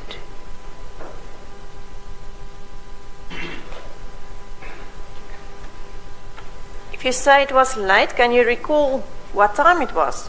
Uthi kwakusekungokuhlwa usakhumbula uba kwakuxesha liphi? Andikhumbuli ngoku ndihleli apha ndingajonganga kwinto endandiyibhalile okanye kwi-messages zika-WhatsApp. I'm not able to recall now clearly as I'm seated here without having to peruse through the WhatsApp messages and see the time.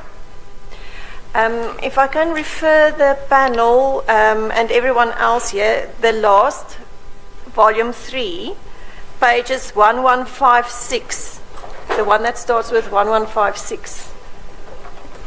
I'm going to deal with the messages in that bundle.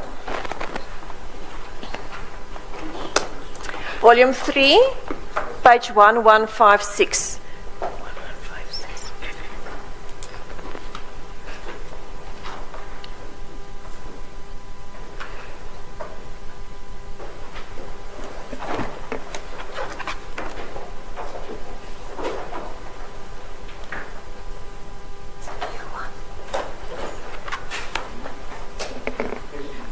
The first page, 1156.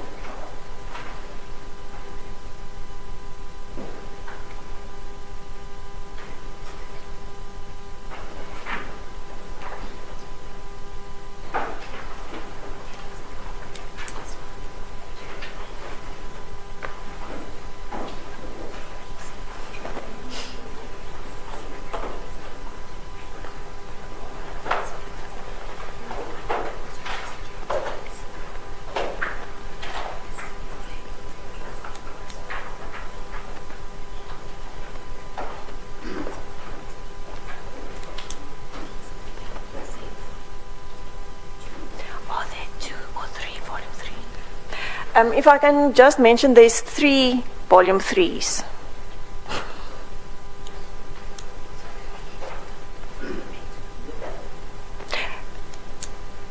Thank you.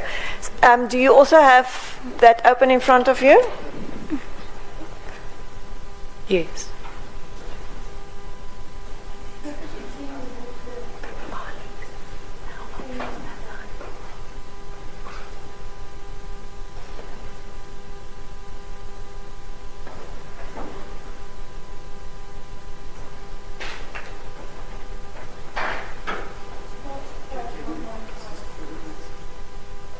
The witness has one in front of her. We've got one, Chair.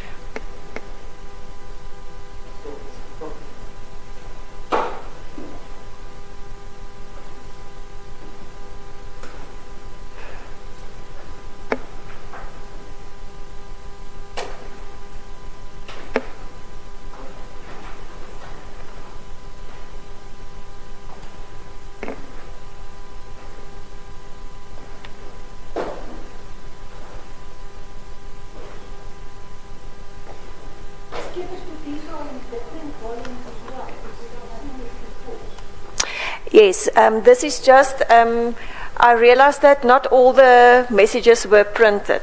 So I requested the Secretariat to make sure that everything is printed and in chronological order. They have it in soft copy. The Secretariat is busy sorting the hard copy out.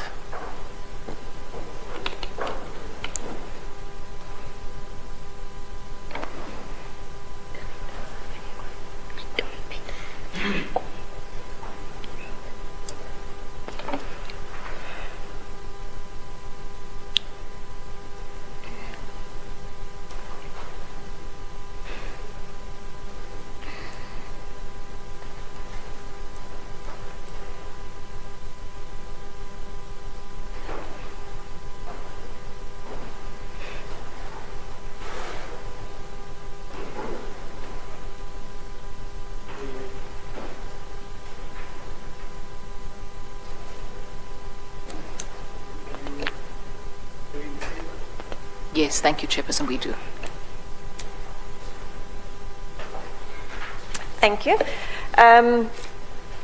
I see on page 1156 of the volume 3, the timestamp of the first message on this page is 1854. Was that the first message, or was there any messages before that? Ndiyabona ke apha kobu bungqina bulapha ku 1156 into ba ixesha u1854 kulo myalezo wokuqala ke ubhaliweyo ingaba yayingumyalezo wokuqala ngalo ngalami. Kunjalo. That is correct. Sorry, say again? Was that the first message, or was there any messages before that? Umyalezo wokuqala ngalo okanye ikhona eminye imiyalezo ngaphambi kwalo. Kumyalezo wokuqala. It was the very first message. And just so that everyone is on the same page, this is what is depicted on here is a screenshot. Do you agree with me? Lento ibonayo ilapha phambi kwakho ilento iye ibe ngathi iyafotwa kwangefone ngesilungu sithi si-screenshot. Uyavumelana nam? Ewe kunjalo. That is correct. Who made these screenshots? Kubani owenze ezi screenshots? Ndim. It's myself. And if I can ask you this, on the top there's the letters JP. Just explain to the members of the panel here and everyone else what is depicted on this picture, if I can put it like that. It's a screenshot and there's a name JP. There's a left side and a right side. The one side is white and the other side is green, the text boxes. Just explain to us exactly what we see here. Khawusicacisele ke abanzi ukuba yintoni lesibonayo apha ngoba siyabona ba kukhona le ndawo eno JP kuphinde kube khona imibala ayikhanganyileyo yintoni le khasixele ba yintoni le. Ndibhale JP indlela endimsave ngayo efonini yam okanye ndisave ngayo inamba yakhe efonini yam. I've written JP and that is how I've saved his contact on my phone.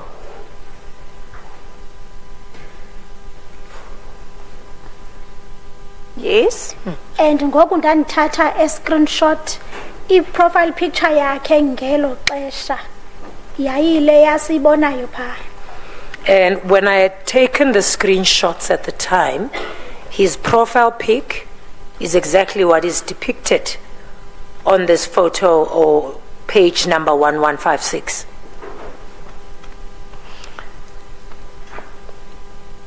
And this is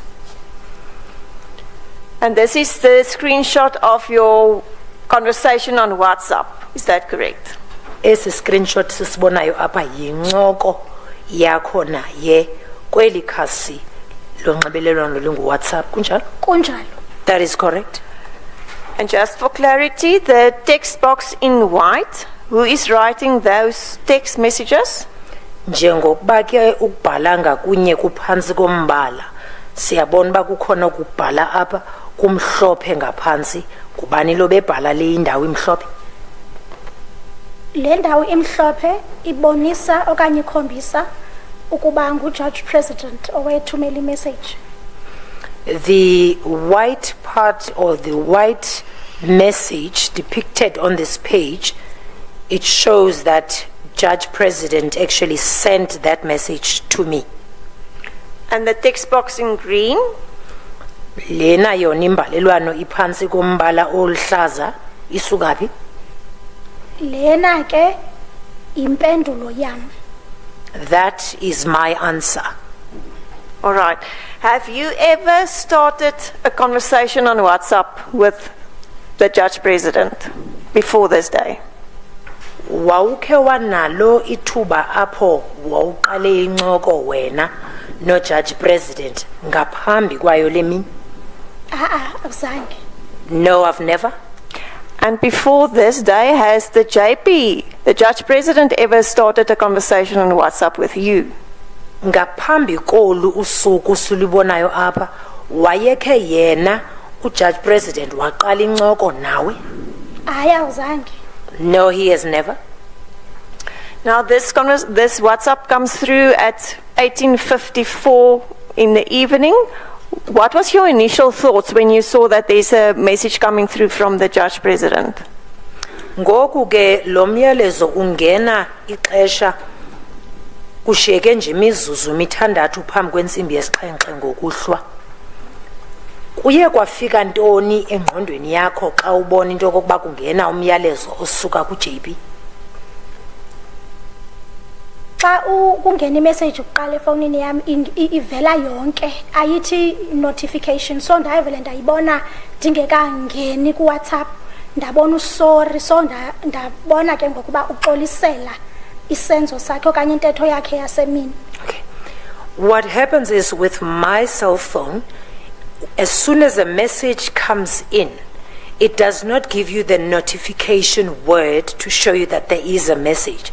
The actual message, in fact, will be depicted on the phone, all of it. And the first word I saw was sorry. I could then tell he was apologizing on the incident that had taken place earlier.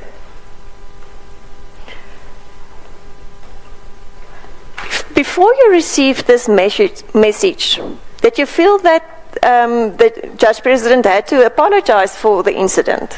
Ngaphambi kokuba ufumane lo myalezo kuye, ingabe ukhe wanayo into ethi mhlawumbi kuwe bekufanele uba abe ulicelile uxolo? Khange ndiyicinge noyicinga into ebiyenzeke emini, and khange ndiyicinge noyicinga noba kufuneke ecele uxolo yena. I did not even think about what had taken place during the day. I also never thought about perhaps he has to apologize for any. All right. I think you will have to read the messages also so that we can have context of it.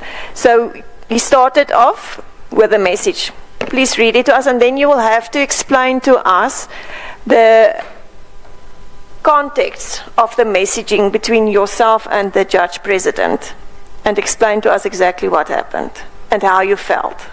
Sicela ke ngoku usifundele le miyalezo ibhaliweyo. Uphinde kwakhona usinike umfanekiso ngqondweni opheleleyo wento ibisenzeka phakathi kwakho no JP ngale miyalezo yakwenza ba waziva njani na emveni kwayo. Ndiqala ndifundo wakhe umyalezo ndize ngempendulo yam. Should I first read his message and then follow with my response? Yes. Yeah, sicela kanjalo.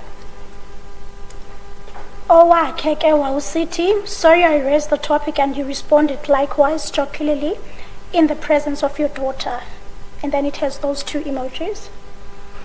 That is his message first, that the witness just quoted now, Chair. And my response was, thank you, Judge, but you didn't understand what we talked about. I'm grateful for the fact that you respect my child. All right, before you proceed, I see the way this text box is, your green text box.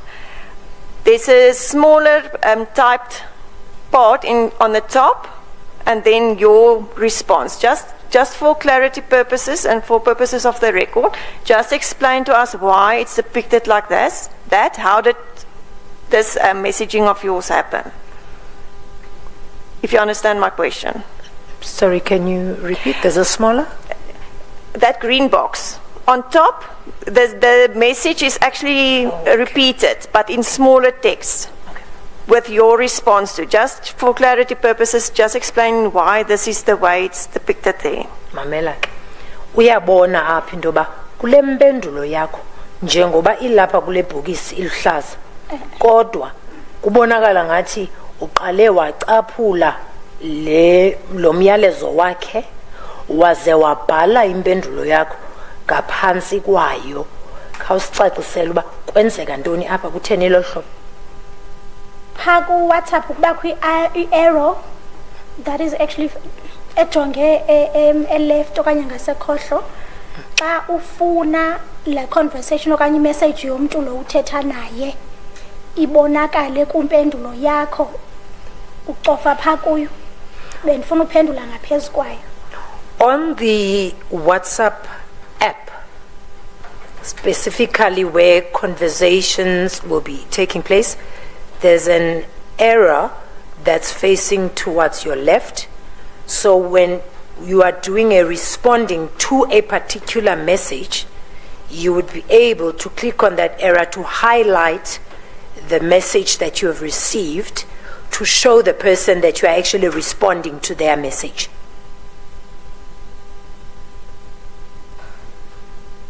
Okay, I don't know if it's coming over very clearly. For instance, can you only reply this way to the last message in your message trail? Or just explain to us, how can you do that? Do you understand my question? No, I don't. Not. Okay. The last... Can we just not try something here? First, Mr. Sikhakhane, I'm not in any way putting any pressure on you or your client or anything, just for the sake of possible proxy and clarity.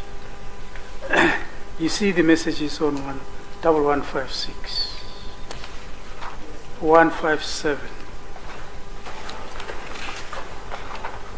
158.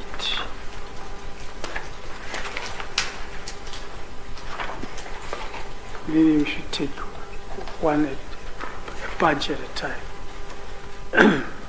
I don't know whether you are in a position to deny or accept that the exchange depicted here, the messages depicted here, came from your client and the other from her.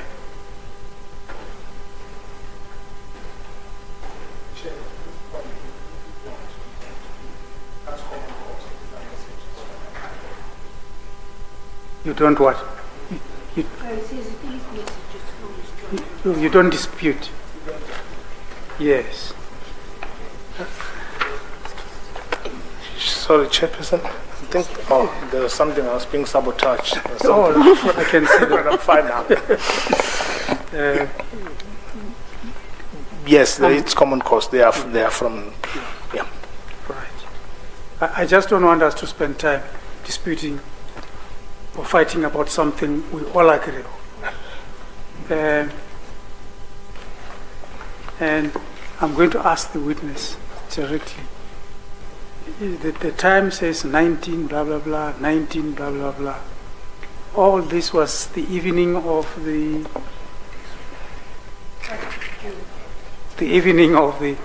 8th of June.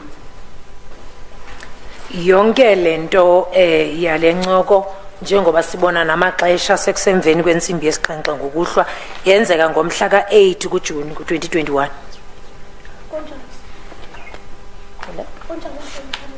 That is correct. To be specific, sorry, you want to clarify something first? Please clarify something.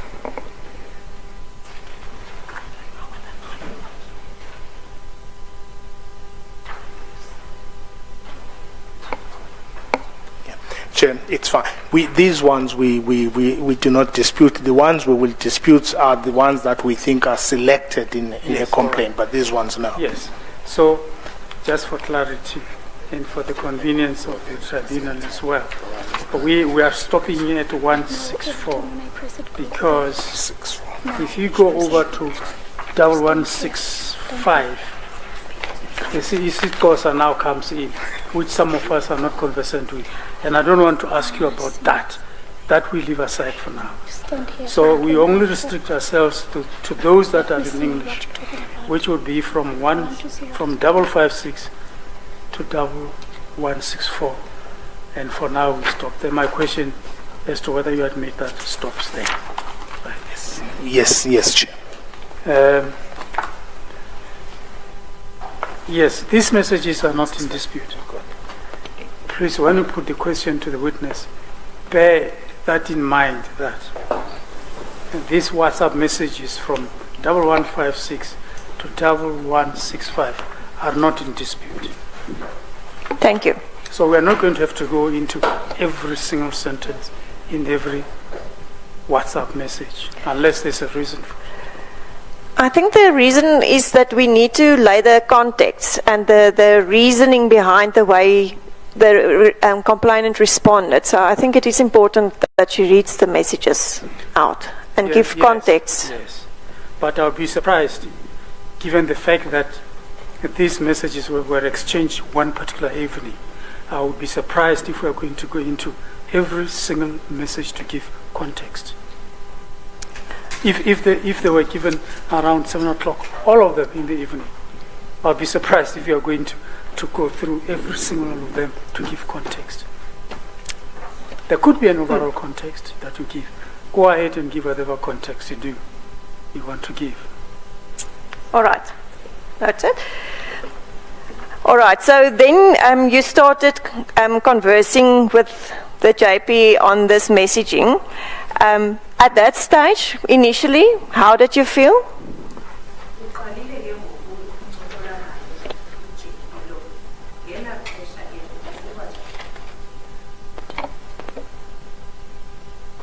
Kuba ebexolisa andibonanga nto irongo kanye inobugwenxa kulonto.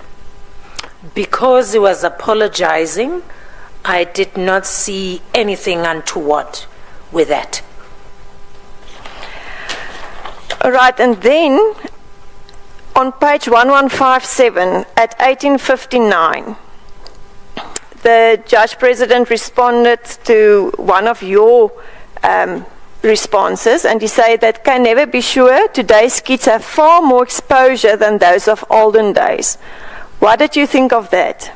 Kwiphepha 1157 kukhona apho ujaji aphendulayo kwezinye impendulo zakho apho atshoyo into kubana awunawuqiniseka ngoba abantwana bale mihla ininzi into abasele beyibonile xa ethelekisa ke nabo bakudala okanye bangaphambili. Ucinge ntoni wena ngalo myalezo? Ndiye ndacinga into yokuba kuba ebendibuze ngotata wakhe ekhona yena akayazanga yena uba inoba yenza ntoni loo nto emntaneni, mna ke akhange kubekho nto kungakwelami icala. I thought maybe because he asked me about the child's father's whereabouts in the presence of the child, perhaps maybe he was concerned what that would have done to the child, but as for myself, I did not think of anything about it. And then at 1902, the respondent then started asking you about how many children have you been blessed with. Wazeke pha ngo-1902 mizuzu nje mibini emveni kwentsimbi yesixhenxe waphinda wabuza yena ukuba bangaphi abantwana osikelelwe ngabo. Ewe uye wabuza. Yes, he asked and I replied. And at that stage, was it still okay for you, the way you responded, or did you feel otherwise? Ngela xesha lona ibisahleli kakuhle kuwe lento okanye kwenze waba nezinye nje izinto ezithile ezingezinye ozicingayo? andinawuthi ibihleli kakuhle kakuhle kodwa ngenxa yoba ebengandazi kwela xesha. I would not say it had set well with me, because also he had not known me well at the time. What do you mean that it did not sit well with you? Uthetha ukuthini xa usithi ayikhange ihlale kakuhle kuwe? Ngendlela yokuba andibuze uba abantwana bam bangaphi. The way of him asking me as to how many children I have. You must explain to us why did you not why did it not sit well with you? Ufuna uyicacisa uba kutheni le nto ingakhange ibe yinto ehleli kakuhle kuwe xa ekubuza ngolo hlobo. Ayihlalanga kakuhle ngoba bendingacingi into yoba ibiyiphathi ye-conversation ebesinayo emini okanye bendinoqhubekeka ukuba nayo naye noba ke bendingayazi isizathu esibangela uba makandibuze loo nto. It did not sit well because this was not part of a conversation that we had earlier during the day, even though we never had this conversation, and it's not a conversation that I would have with him. Why not? Ngoba Akangeni ndawo uba ndinabantwana bangaphi. it's none of his business as to how many children I have. All right, and then the conversation turned towards the age of your child, and then on page 1159, there's at 1905, there's a message from the Judge President, the respondent. What is that about? Apha kuphepha 1159 ixesha imizuzu mihlanu emveni kwentsimbi yesixhenxe ukhona impendulo apho esinayo kaJudge President. Ingantoni yona?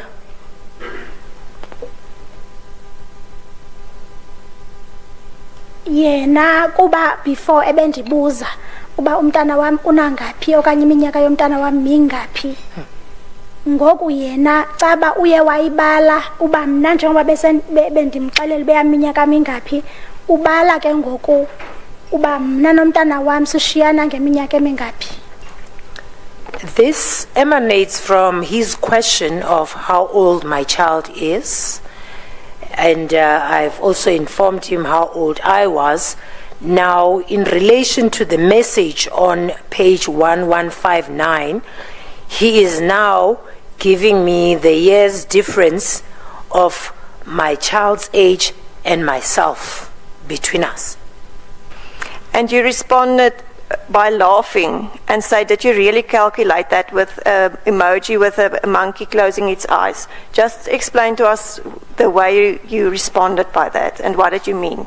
Waphendula ngokuhleka walandula ngelithi ingaba ngokwenene uyibalile wayivala ngalonodolazana uyinkawana uvale ubuso bakhe ngezandla zakhe. Khawusicacisele kuba bekuqhubeka ntoni ke apha? Into ebangela uba ndithumele abanodolazana abahlekayo yinto yokokuba ibikukothuka ebendinako noba abenexesha lokuyibala. The reason I sent the laughing emojis, it was out of shock that he even went as far as having time to calculate the year's difference. Ndaphinda ke ekuphenduleni kwam loo nto ndabeka laa nkawana ke igquma amehlo. In the same response, I then placed the emoji of the little monkey that's covering his eyes. And kum ke ibithetha ukuba nentloni kwam yile nto abendibuza yona okanye abendixelela yona. To me, that was an indication of my embarrassment of what he had asked me in particular.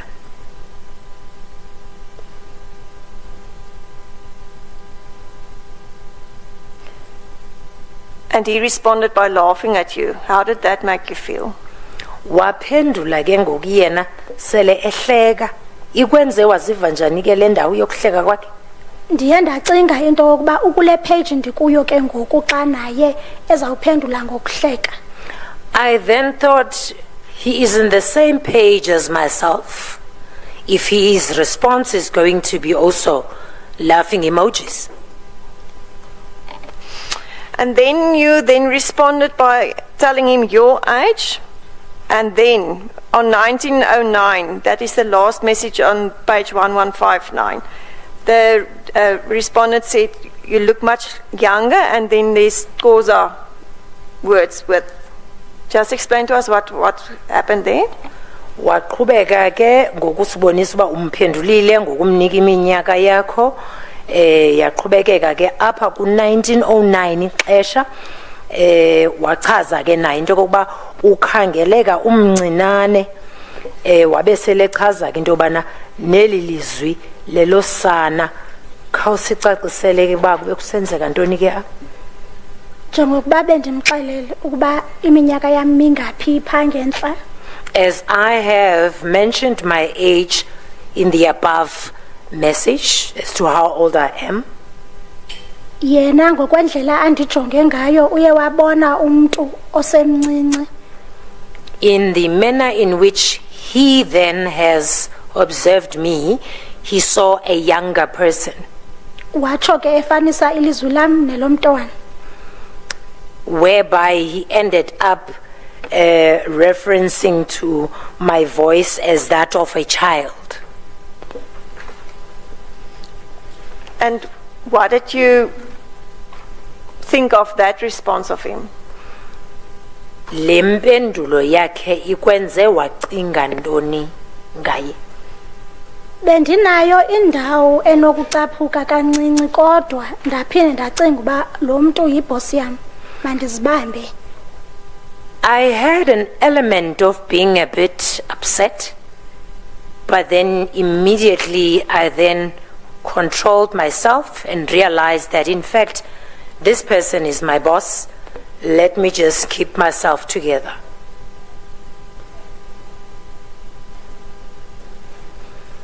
Bendingafuni okunye ukumkhawulela ndingekayiva lento azawuza nayo kanye anokuza nayo nokuqhubekeka kule ncoko. I did not want to go ahead of him.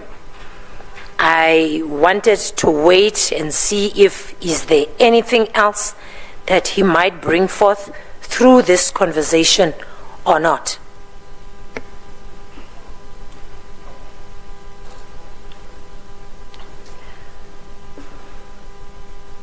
So you say that you wanted to get yourself together because he's your boss. What do you mean by that? Uthe uzamile ke ukuba uziqokelele uzibambe ngoba kaloku ngumphathi wakho lo. Ufuna uqonda ukuba uthetha ukuthini xa usitsho? Kumele ndimhloniphe njengomntu ophetheyo. I have to respect him as someone who is also in charge.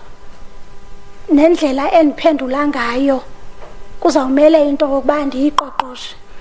Even the manner in which I would respond to him, I will have to be very cautious about it.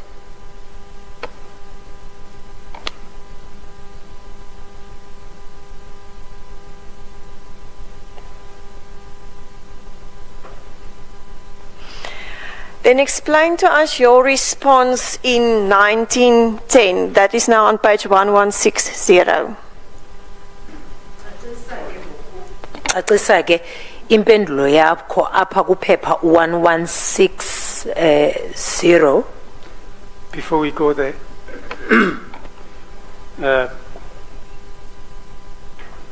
let me deal with this.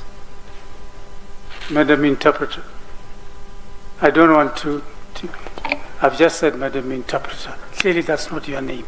What is your name? Lungi ngapi, che. Lungi Ngapi. NGA. NGA PHI. PHI. Yes, sir. Yes, Ms. Ngampi, this does not mean any disrespect for you. We just want to know a little bit more about you in light of what I'm going to ask you to do. For how long have you been an interpreter? 1st of June 2025, it will be 21 years. 21 years. Yes, Chair. Did you interpret for the various courts, Magistrate Court, High Court? I started at the Magistrates Court in Port Elizabeth. Then I transferred to Cape Town and then worked at the Magistrates Court in Cape Town for a period of 9 months. Then I was with the OCJ back then in Cape Town.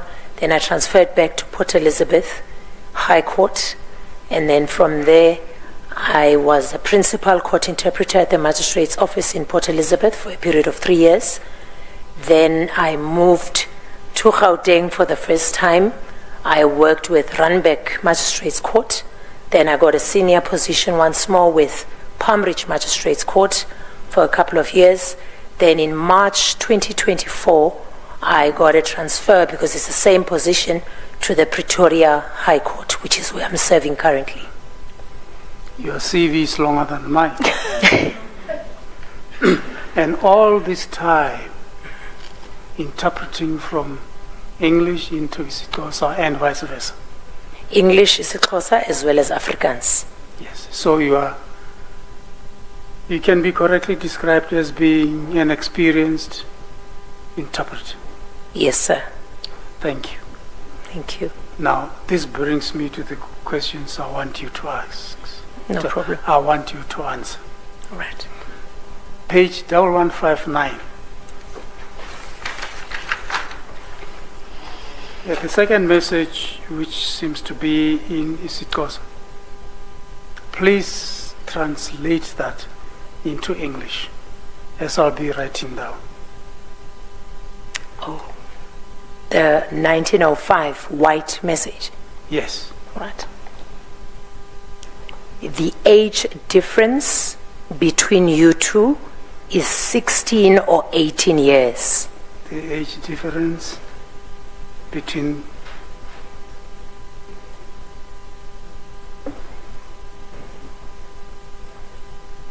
is 16 and 18. Or 18 years. 16 or 18.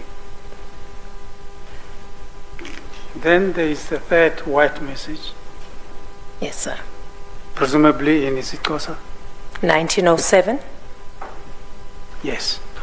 I Please interpret that into English. In isiXhosa, it's written, sendibuza nje, I am just asking.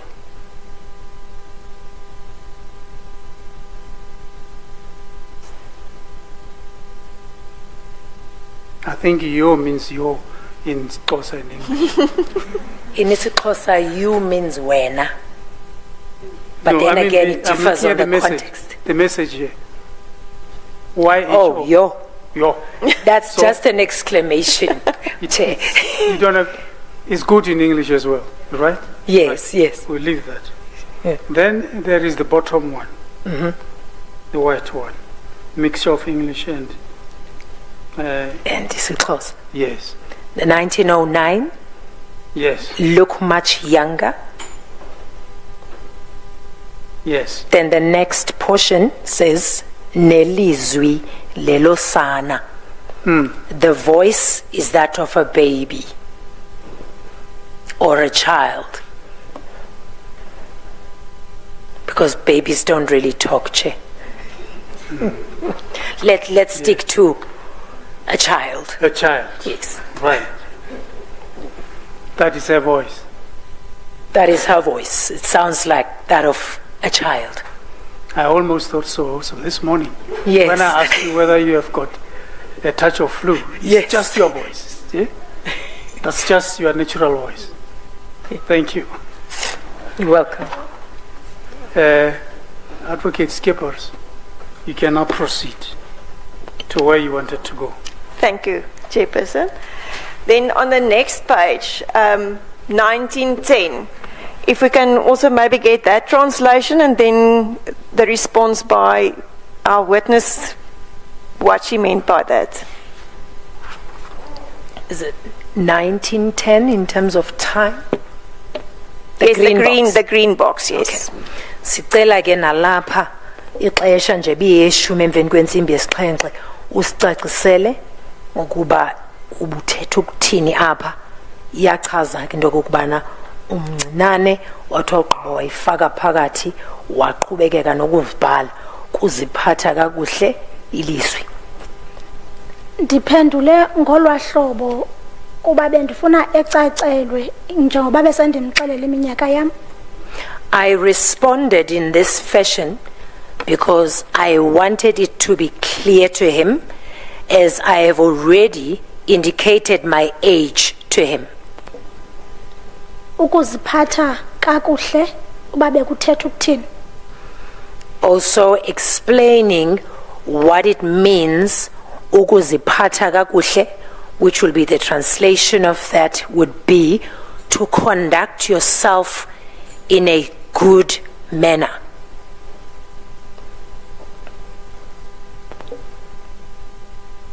Ndiye ke ndaphendula ndathi ilizwi ndafaka lankawu kwakhona enezazandla zisemehlweni.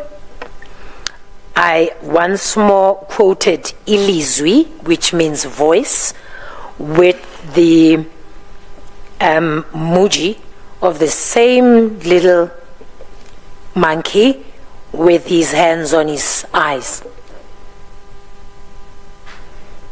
Nabalonodolazana ke bahlekayo. As well as the laughing icons. I just want to make sure I understand. Is the translation of that part to conduct yourself in a good manner and then voice? Yes. Okay, I don't know if I follow your response there. Just explain to us what did you mean by that? Ufuna ukucacelwa ke kule mpendulo yakho njengoba busowucaphulile wathi kuziphatha kakuhle waphinda wathi ilizwi, ufuna uqonda uthetha ukuthini ngalentetha? Bendithetha ukuthi mna ndizibona njengomuntu omdala andikho mncinci. I meant that I see myself as an adult. I'm not young. Okwesibini ndimxelela ngoziphatha kakuhle abantu abakwi-age yam abakhangeleki ngokwelihlobo mna ndikhangeleka ngalo. And secondly, peers of my age do not appear in the manner that I appear. Meaning you conduct yourself in a good manner. Is that Ithi what you meant? londo uthi wena uziphatha kakuhle, into ichoyo leyo. Njengokuba nditshilo kwi-message ndiziphethe kakuhle.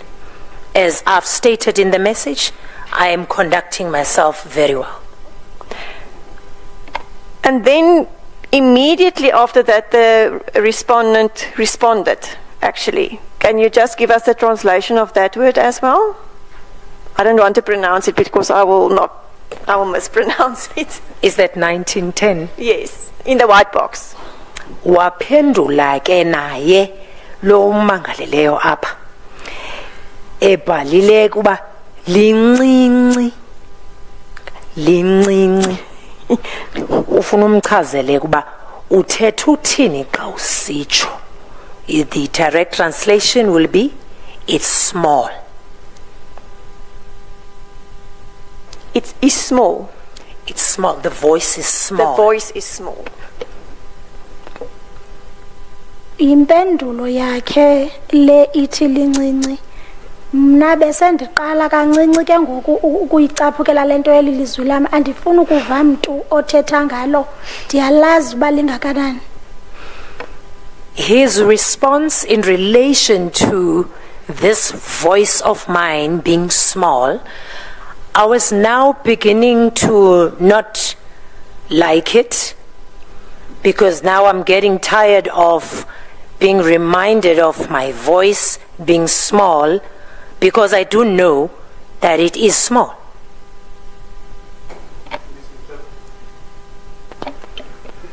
Yes, Chair. Would you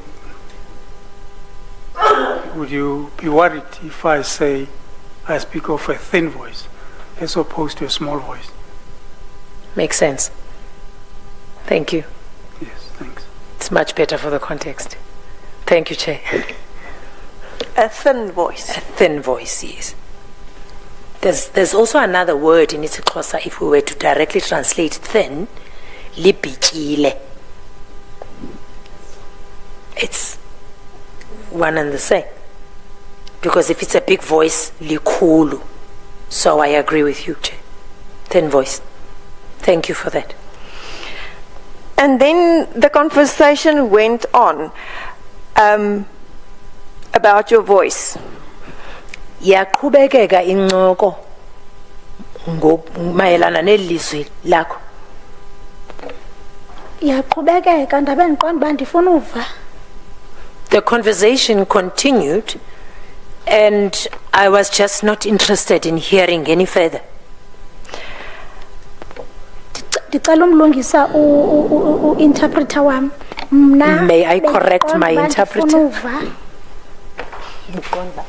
Bendiqonda uba ndifuna ukuva. Oh, my mistake. Thank you for that. I wanted to listen or hear further. What do you mean by that? Uthetha ukuthini ngalonto uba ufuna uva? Uba uyajonga phambi kokuba aphendule kukho la nodoli wenkawu ndiphinde ndambeka pha. If you take note, before he responded, there's once again the monkey icon or emoji. Ileke kum ibiyindlela yokubonisa ukuba nentloni ngalento yelilizwi. That is the emoji to me that was expressing my embarrassment.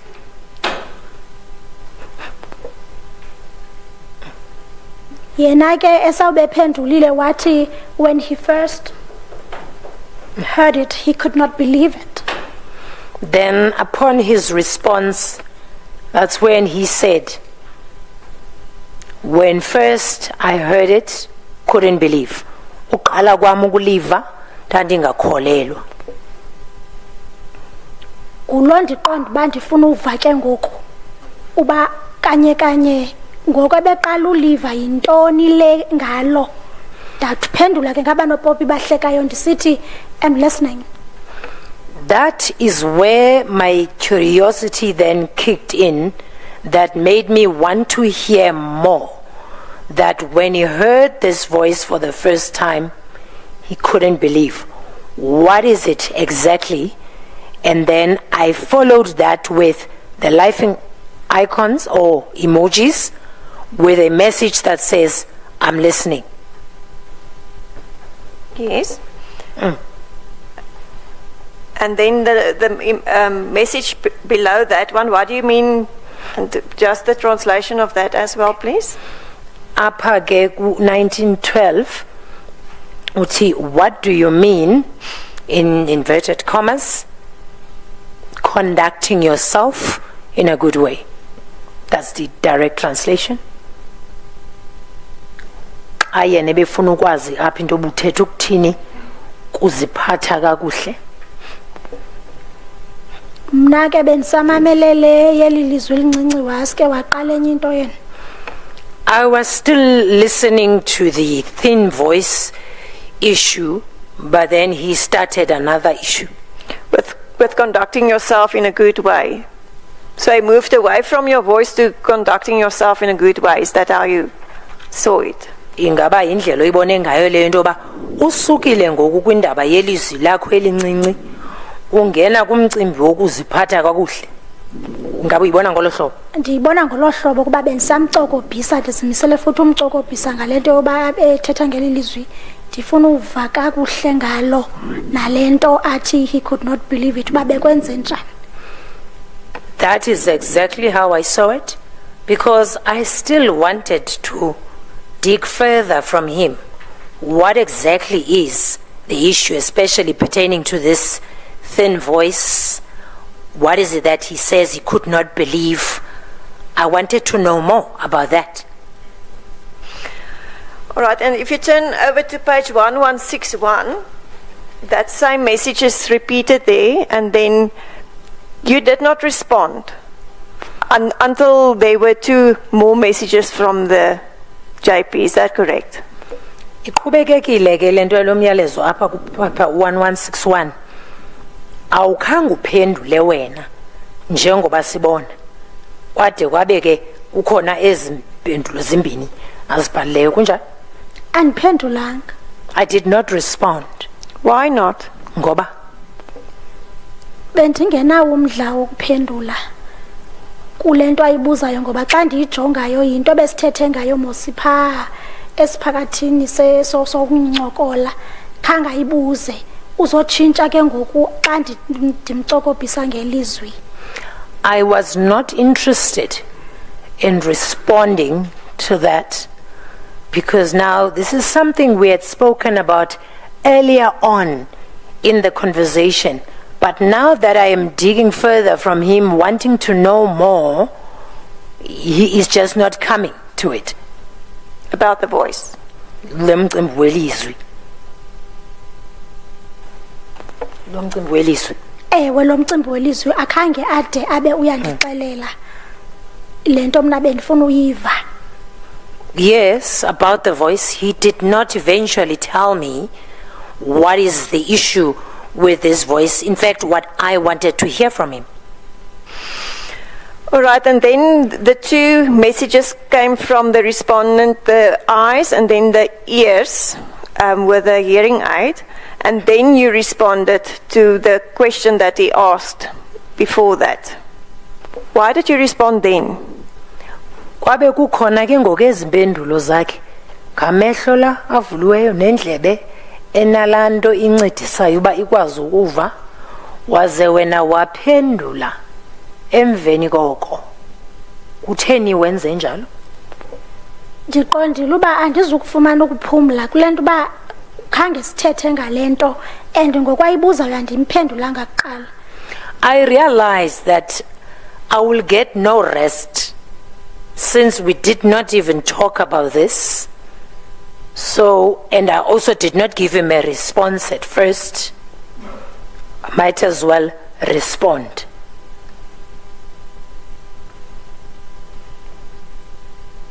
And then just explain to us the way you responded here. I maintain myself well, exercises keep me younger. Why did you respond in that way? Kutheni ke ngoku uye wamphendula ngolu hlobo lokokuba indlela owenza ngayo ke ukwazi ukuziphatha uthe uyakwazi apha ukuziphatha uthi waqaba wachaza into yoba umane ke usenza ne-exercises zezi zikwenza into yoba ukhangeleke usemncinane. Kutheni le nto uphendule ngolu hlobo apha? Ndimphendulela uba ayiqonde indlela endenza ngayo nemenza uba acinge uba ndisemncinci. My response was to make sure that he understands the way I do things and also satisfies the thought that he had on I look younger.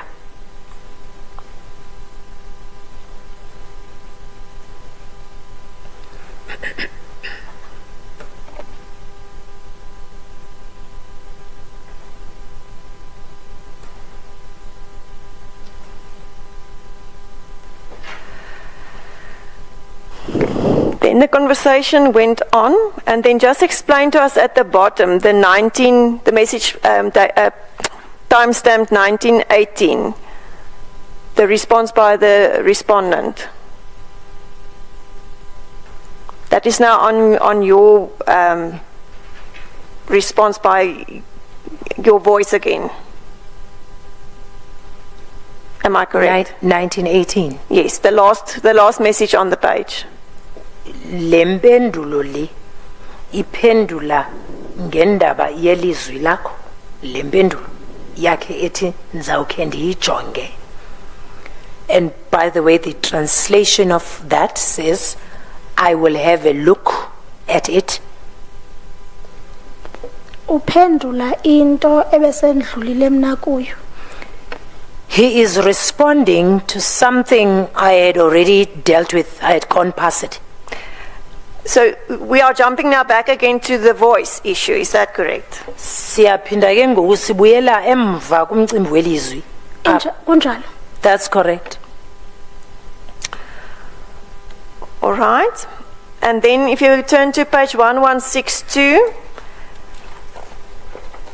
now the last message on the previous page is now the one in the middle of this page. Do you see that? Okay. Then your response to that is laughing faces and fingers that were crossed. What do you mean by that? Impendulo yakho ke ngoku kwakhona apha kulaa mpendulo yakhe bekhe wathi uzawukhayijonge. Wena uthumela onodolazana abahlekayo nale minwe. Ndithumela nodolazana abahlekayo ngoba bendithe nqa ukuba uzaba nexesha lokujongana nalento mna ndiyithethayo uba ukuziphatha kakuhle kukuthini.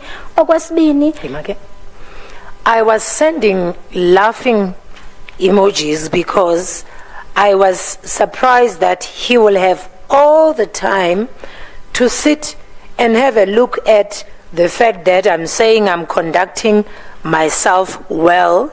Secondly, ndabeka ke laa minwe iphitheneyo ke pha ngokokwam ke laa minwe ibingunyani. then I had placed the crossed fingers emoji. Now to me, that emoji says, truly, really.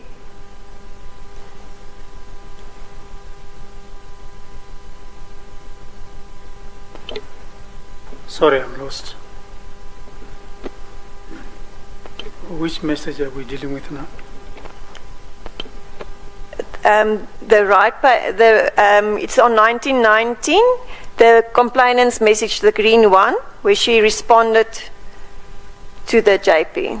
It's on 1162. The third one from the bottom. And then the respondent requested you, how would you prove it? How did you feel about that response from him? And what did you think of it? Waphendula ke yena ngalombuzo wokuba uzayibonakalisa njani ke lonto ikwenze waziva njani ke wena le Ukuba bendimjongile ngendirole amehlo. If I was in a position of facing him, I would have rolled my eyes.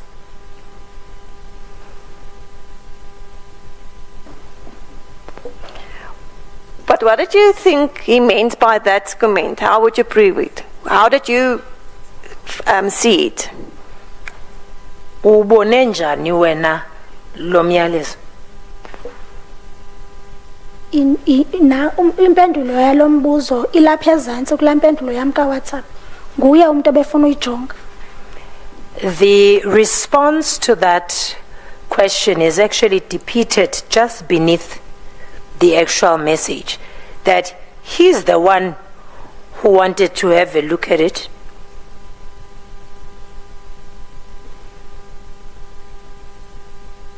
Can you give us the translation of that last message, please? On 1921, Yes. page 1162, the green box. Translation, you are the one who wants to look at it. My part would be giving you a task.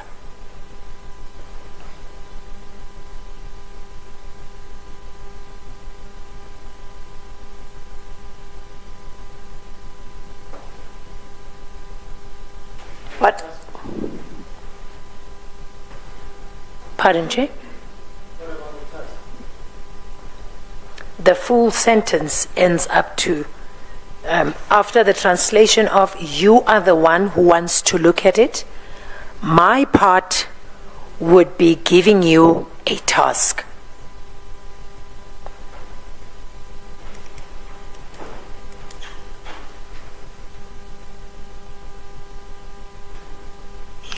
Just explain to us this response of you. What did you mean by that? Khawucaciseke le mpendulo yakho buthetha ukuthini ngayo le mpendulo. Bendithetha ukuthi kuba yena lento angayiqondiyo makayiqonde aziphi ixesha njengokube nalo ixesha lokujonga lento afuna uyijonga nento afuna uyazi. I meant by this that since he's the one who wants to make time in understanding something and he seems to have the time to do so, he should therefore take time and understand whatever it is that he wants to understand. I want to understand, why did you say my part would be giving you a task? Explain that to us. Ufuna uqonda le ndawo ke apho uthi eyakho inxalenye yeyokokuba uvele umnike into okwenza. Kwakutheni uzutsho apha? Ndandiphendulela ukuba ndimnike elixesha lifunayo loba akujonge lento afuna uyijonga. I was responding to what he had said, that he wants to look at whatever it is that he wants to look at. So I was giving an answer to that. And Yeah? and loo nto ibiza kwenzeka ngokuba ndimvumele. And that will only happen by when I allow him to do so. Ngokubuza le mibuzo ke ayibuzayo. By allowing him to ask the questions that he's been asking.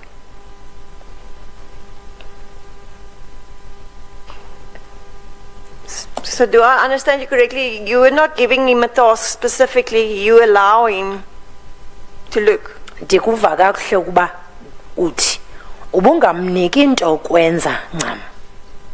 Kodwa ubumvumela nje into ba makenze lento afuna ukuyenza yokukhangela. Not directly uba ndimnike into yokwenza okanye ndiyamvumela. Hayi.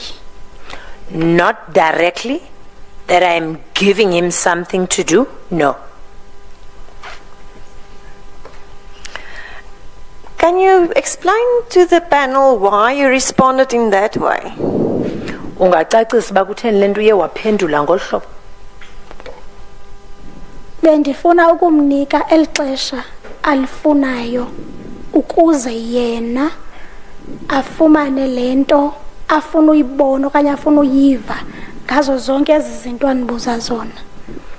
I wanted to give him time to have a look at what he wanted to look at, or discover whatever he wants to discover.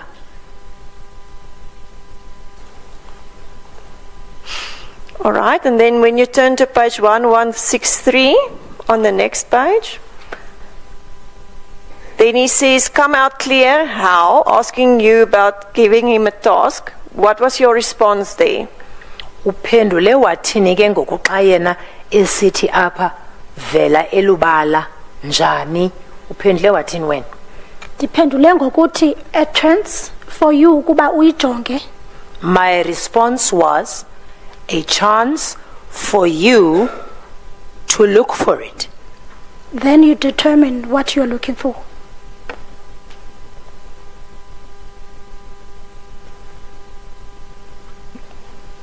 So is that your explanation of your previous message to give you a task? Because he now asks you, come out clear, what do you, how? And then you explain to him what you meant.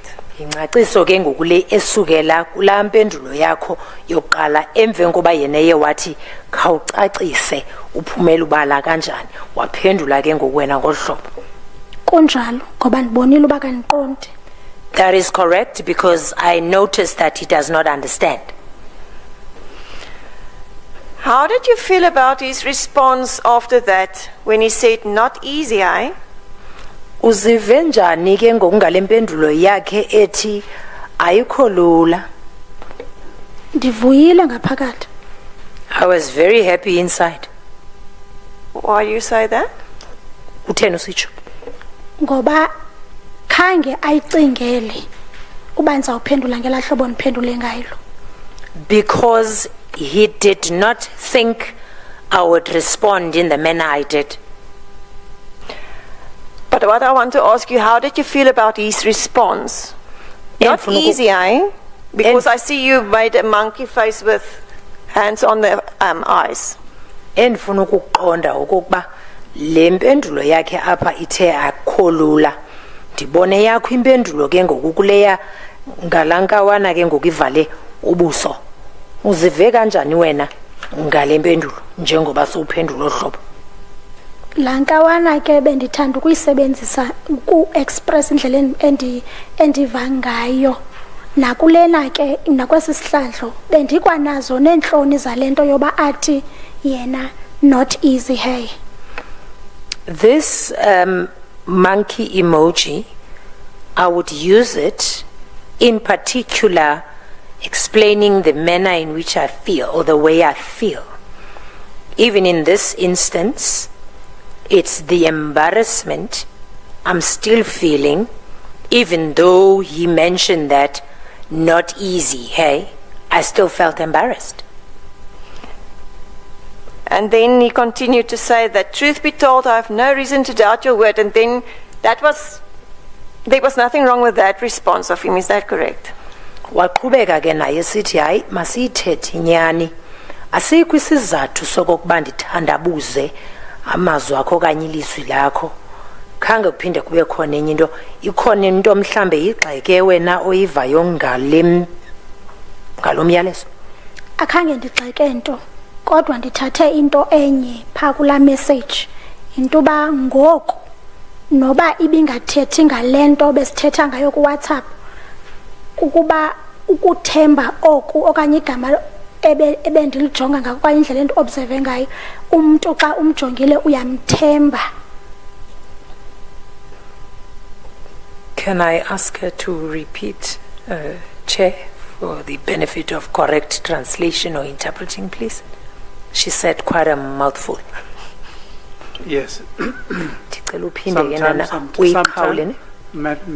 Sometimes when you feel a weakness is going for too long, you have the prerogative to raise your hand and say stop. Okay. So that you Thank can you. interpret. Thank you, Chair. Khawuyenza ibese isiqendune uyithethe yonke kodwa khanda ahlulele kwenza abantu ukwazi uyidolika. Into endiye ndayithanda kule message. What I loved about this message Into ba iye yakhona indawo apho athi truth be told. is the fact that there's a portion where he mentioned the following, truth be told. And that I have no reason to doubt your word. And went further on to say, I have no reason to doubt your word. Kum ke lonto iye yabonakalisa ukundithemba. To me, that showed that I was now trusted. Okay. But then on page 1164, there was a shift in the type of messaging that came through. At 1927, the respondent request said the following, maybe a few pics you sent may serve as halfway proof. How did you feel when this message came through? Yajika ke ngoku incoko kwaphela ku page 1164 ixesha imizuzu ngama-27 emveni kwensimbi yesixhenxe ngokuhlwa apho athi mhlawumbi imifanekiso embalwa ingathi kanti ndivezele ubungqina nokokuba ke buphele esithubeni. Ikwenze waziva njani ke ngoku yona le indawo yomyalezo? Ibe nako ukundikhwanqisa kancinci. It had an element of shock. Nalapho ndazixelela uba mandingabi ngumntu njengokuba sele endithembile nje. Even in that, I had then decided, let me not be a particular person, given the fact that he has already trusted me. Ngoba ndiyayibona ngoku incoko uba iyatshintsha. Because now I can see and I can observe that the conversation is now changing.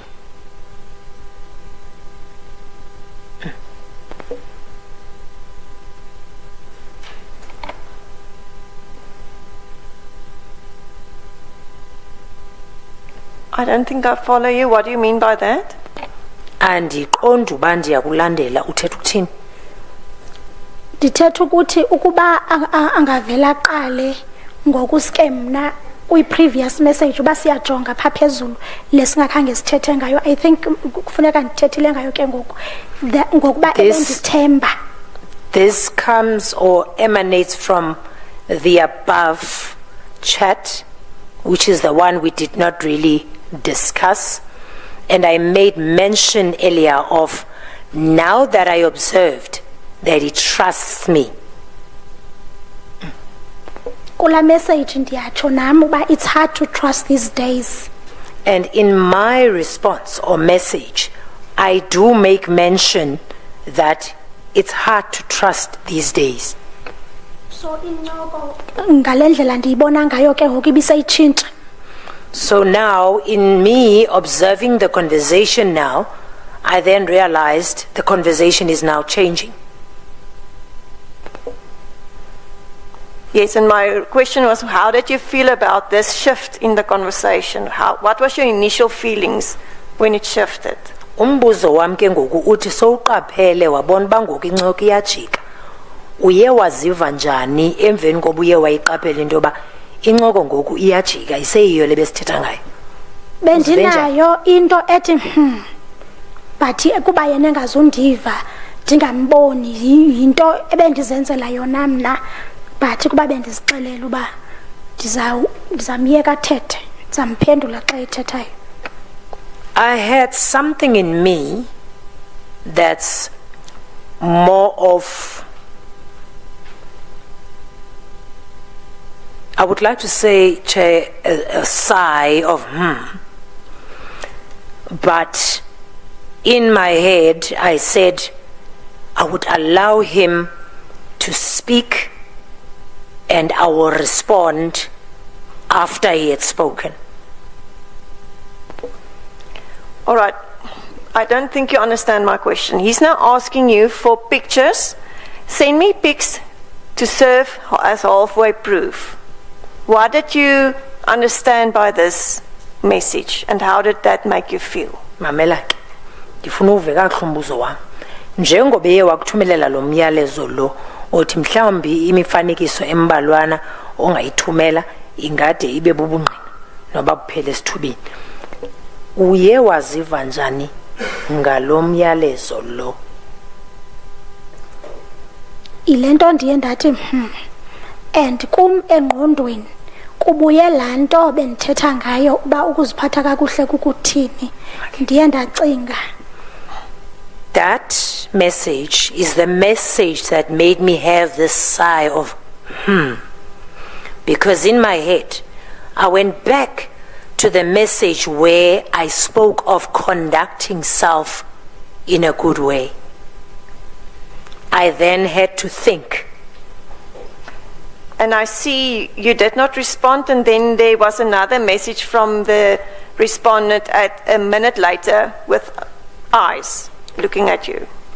Ndiyabona ba ke awukhange uphendule lo myalezo. Emveni komzuzu nje ethumele wavela wathumela amehlo. Ewe uye wathumela amehlo ngoba bendingamphenduli bendisekula period ka Yes, he sent the eyes emoji because I was still in the moment. So you did not respond and you got this eye emoji, and what then? What did you feel then? Awaphendula wabe unala mehlo. Wathini ke emveni koko? Ndiye ndaqonda uba emveni kobethumelela amehlo uba heyi andizuphola apha kuye ngoba kwa before kwi-conversation engaphambili xa ndingaphendulanga uzazithumela zibe ninzi ke iya-irritate ke laa nto. I realized that there is no way I will be cooled off from this, because from the previous messages as well, if I don't respond, he will continuously be sending these things, and it's actually annoying.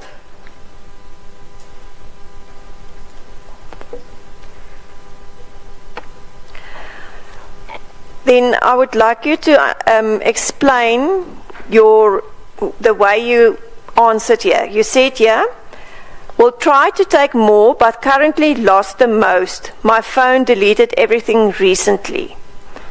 Uphendulile ke wena apha wathi uzawuzama into bana ube namafoto ke owathathayo kodwa okwakaloku nje alahlekile amaninzi ngoba ifoni yakho iye yacima kwanto neza ngoku izinto izicimile. Ndiphendule ngolo hlobo. I responded in that fashion. Why? Ngoba Futhi bendingathethi inyani. Cha On top of- bendingafuna picture. on top of it, I was not telling the truth. I was lying. I just didn't want to send a picture.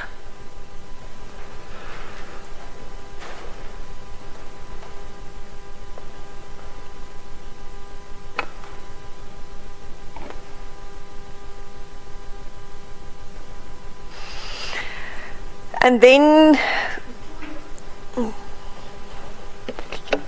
Why did you not want to send the picture? I'm sorry, Ms. Skeepers, but it's just something just to clarify. Why did you not want to send the picture? Pardon, Judge? Why did you not want to send a picture? Utheni ungakhange ufuna ukumthumela umfanekiso? Hayi, ndizamthumela njani ngoba kaloku uyandibona emsebenzini. Kuthe ndizawuthumela ipicture yam kuye ngefoni. No, why would I send him a picture? He does see me at work. Why must I send a picture to him with my phone?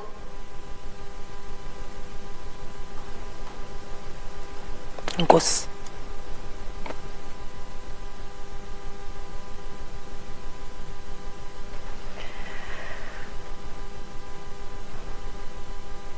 did you send a picture that night?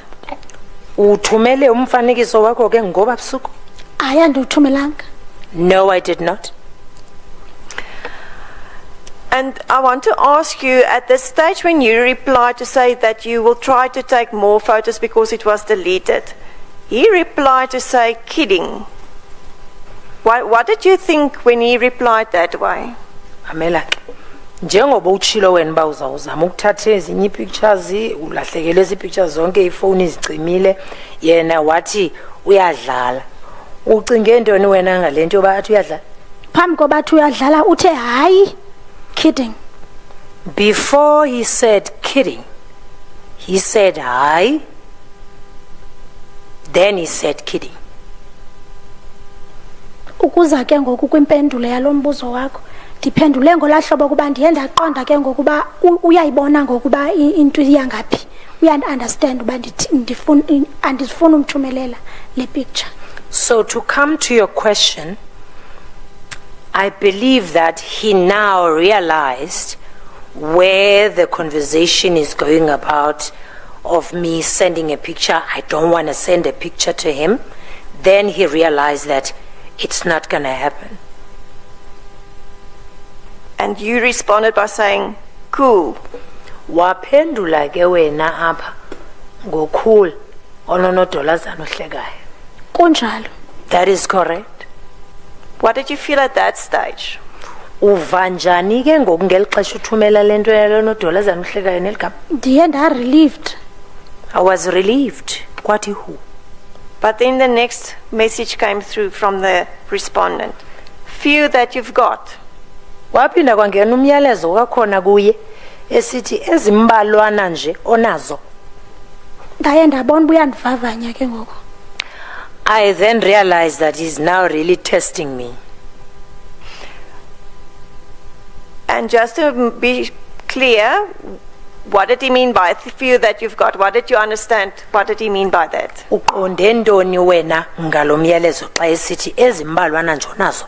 Uye waqonda ntoni wena ngawo lo myalezo? Ndiye ndaqonda uba inako ukufuna ukundinyanzela uba okanye ukundixelela uba asoze ndingabi nazo.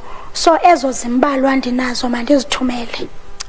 I realized that it has an element of saying that there is no way you would not have, or it has an element of telling me to send or forcing me to send. There's no way I would not have a single picture. And then you responded by saying, will do. That's now on the next page, 1165. Kwiphepha ke ngoku 1165 wena waphendula wathi uyakwenje njalo. Ndiphendule ngolo hlobo. I responded in that fashion. just explain to us why did you respond that way? Khawusicaciseleke ba kutheni lento uye waphendula ngola hlobo. Bendingafuna ube ndiphikisana naye kodwa bendizazi mna uba ndizuzithumela. I just did not want to be in any exchange or argumentative position with him because I knew that I will not send. And that response from you was on 19:30 that evening. Then there was 2 minutes past, and then the respondent gave you a response with emojis again. It's the eyes and the face with the tongue out, a monkey with the eyes closed, and a boy with his hands on his head. With the next one, yes, let's first go to that one. Did you respond to that message? Kudlule nje kwayimizuzu mibini wangena ke ngezi emojis lemifanekiso ngamehlo kulonodolazana unelwimi eliphandle iphindi ibe ngunkawana obeke izandla zakhe ebusweni nale kwekwanana ke ngokithwela izandla enhloko. Uqonde ntoni wena ngezi zinto? Ngokwendlela endiye ndajonga ngayo ndiye ndabona uba ulinde ngamehlo abomvu, that's why ethe gqala amehlo ba. The way I read those emojis, I then realized that he is really looking forward to see these pictures, especially having the eyes emoji there. Okwesibini la nodolazana wesibini mna ndiyasenda xa urhala kukho into irhalelayo. And secondly, the second emoji, my understanding of that emoji is when you really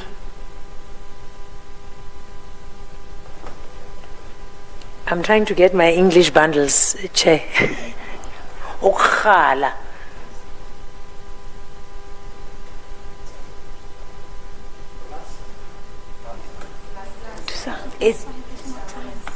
I feel lust is a bit harsh, or it's lust basically, but in a context of this, yeah.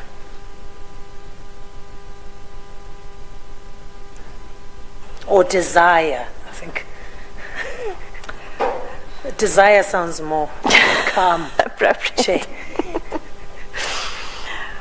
All right, and that message from him was forwarded to you at 19:32, and then you did not respond. And then at 2017, there was another message from the respondent. If you can just give us a translation of that as well, please.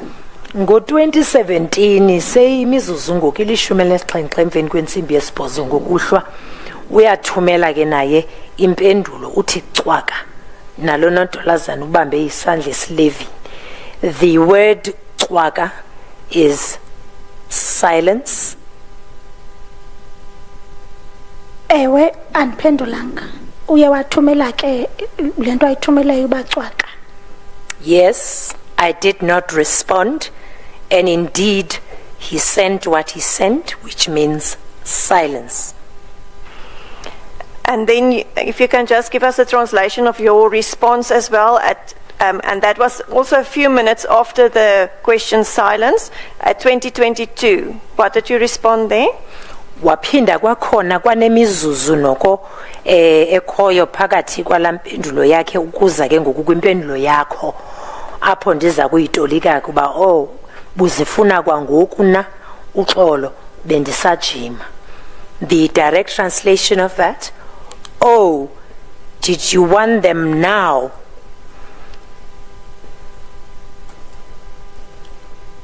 I'm sorry, I was gymming. Bendisajima. I was still gymming.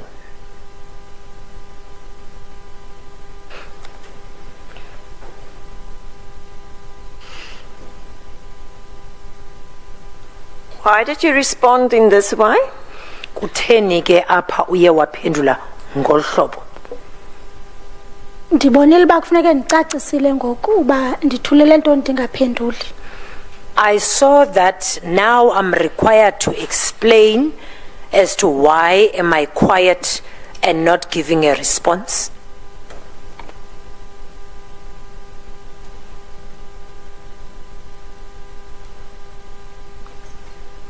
Right, and then he continued to say, if it won't offend.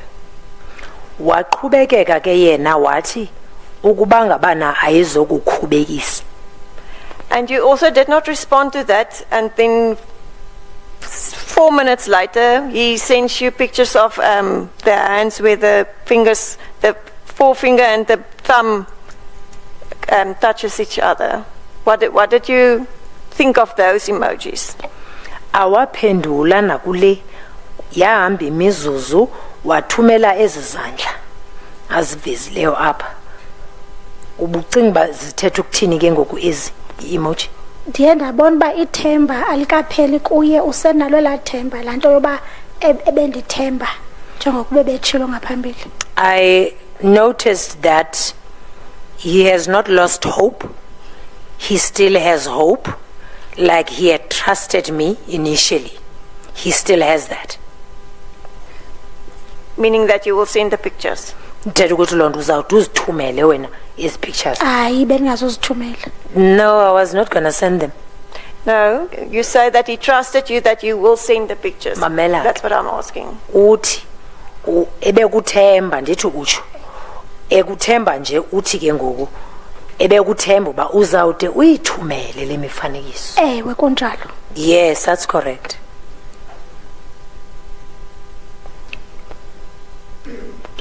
I think we should stop here.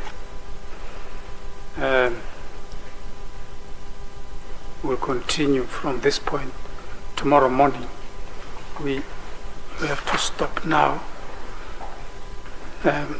But before we do so, may I find out from the legal representatives and everyone else whether it would be possible to start at 9:30.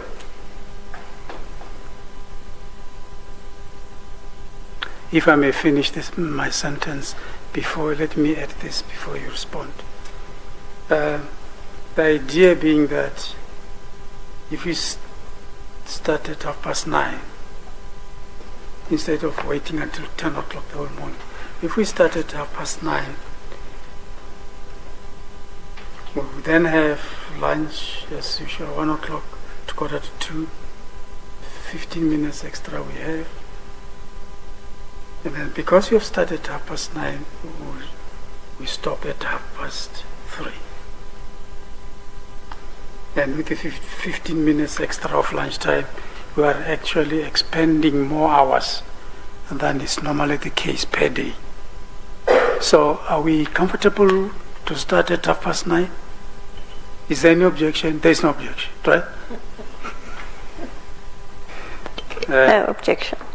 Yes. That being the case, we are going to adjourn now and we'll proceed tomorrow morning. And Ms. Mengo,